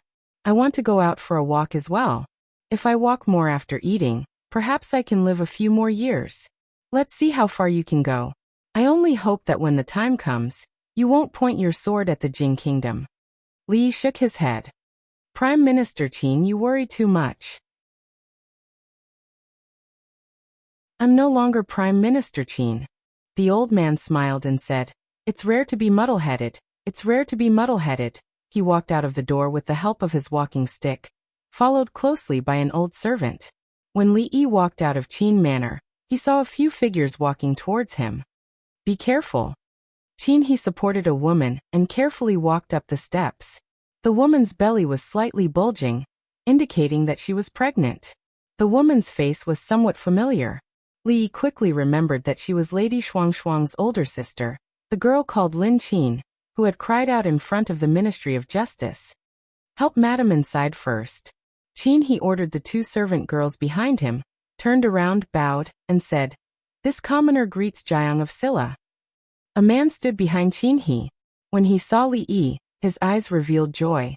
Li Yi nodded slightly. When he passed by them, he paused and asked, With your courage and ability, have you never thought about becoming an official in the court and reviving the Qin family? Becoming an official in the court. Qin he smiled and then said, Becoming an official in the court is boring, and reviving the family is even more boring. How can it be as free as being a commoner? Your Highness Jiang of Silla, what do you think? Li Yi turned around and looked at the woman who had already gone far away. He raised his hand slightly and said, Congratulations in advance. Thank you, Your Highness. Fong sat in the carriage and asked, Son-in-law, where are we going now? In the capital today, there were not many mansions that were worthy of him personally visiting. Li Yi thought about it and said, To General Shui's manor. Although old General Shui's address had the word old in it, other than the white hair on his head and the wrinkles on his face, he had nothing to do with the word old. When Li Yi and Fong walked in, he was bare-chested and running around the courtyard with two huge stone padlocks in his hands. When he saw Li Yi enter, he looked around and frowned. You brat, you really don't know the rules anymore. How can you not bring a gift when visiting the Venerable One's house? Li Yi waved his hand and said, I'm only here to see if old General Shui is still healthy. I'm not here as a guest. It seems that old General Shui is still strong despite his old age. I'll take my leave now. You still want to leave? What kind of place do you think the Shui Manor is? You can come and go as you please. Old General Shui threw over one of the stone padlocks in his hand. Li Yi caught it and threw it to Fong behind him. He turned around and said, The Shui Manor is a general's manor, not a bandit's lair. There's no need to be so overbearing, right? Old General Shui grinned and said, You don't say. My old Shui family's ancestors were indeed bandits. They followed the founding emperor to conquer the world and became a general. That's a coincidence. Li Yi smiled and said, My ancestors were also bandits. We're both bandits, but the difference is really big. Old General Shui looked at him with eyes that shone brightly. He said, I've long said that you are suitable for the army. I didn't think that your skinny arms and legs would hide so deeply. He then looked at Fong, who was tossing the stone padlock around like it was a rock. He said in surprise, If this was on the battlefield, he would be able to fight against 10 soldiers. Why, are you interested in joining the army? This old man can guarantee that within 2 years, you will at least become a chiliarch. Although old General Shui was a sly old fox, he was still not good enough to fool Fong. He was much more interested in being a bandit than a chiliarch. Within 2 years, he might be able to borrow the heads of 2 chiliarchs to play with. Let's talk about this in the future. Li Yi shook his head and said, I'm here this time to bid you farewell. Farewell. Old General Shui was startled, and the smile on his face gradually disappeared. He turned around and ordered a servant of the Shui manor, go call old Ma and the others over. The generals' residences were not far from each other. Back when the imperial court divided the houses, the civil officials and military officials were separated very widely. Not long after, the few old generals appeared in the main hall of the Shui manor. Old General Ma sighed and said, His Majesty's insistence on conferring the title of king to you is indeed somewhat inappropriate. Otherwise, the situation would not have turned out like this. Li Yi shook his head and said, It's not just because of this reason. I have more important things to do. Old General Shui turned to look at him and asked, What important things? Li Yi shook his head and did not reply. Let's not talk about this. Let's drink. Old General Ma slapped the table in annoyance and said, Let's not talk about these **tea matters. Go and do whatever you want to do. Don't worry, with us old fellows in the capital, we will definitely protect the Li family. Li Yi came to visit these old generals with this intention. His own Li family was not afraid of anything, but the old mistress Li family was different. With the double insurance of Li Xian and these old generals, he could only leave with peace of mind. He raised his wine cup and said, Let me toast to the generals. Old General Shui waved his hand and said, At this time you brats still want to play tricks. Toast to this old man first. Old General Ma said angrily, Old Shui, why should I toast to you first? Is your face bigger or that thing bigger? Old General Shui said mockingly, In terms of face, this old man can't compare to your horse face. In terms of that thing, who has this old man been afraid of? Why don't we compete? I'm afraid of you. Li Yi hurriedly pulled the two of them apart and said, Didn't we compete last time? Let's not compete today. Let's drink. That you're tuning in to the Li Mei's Sword of Destiny YouTube channel. We're so grateful for your support, and don't forget to subscribe to join us on this incredible journey through captivating stories. Your generosity through donations truly makes a world of difference, as it's the primary source of revenue that allows me to expand and enhance this channel for you. Thank you from the bottom of my heart for being a part of this adventure.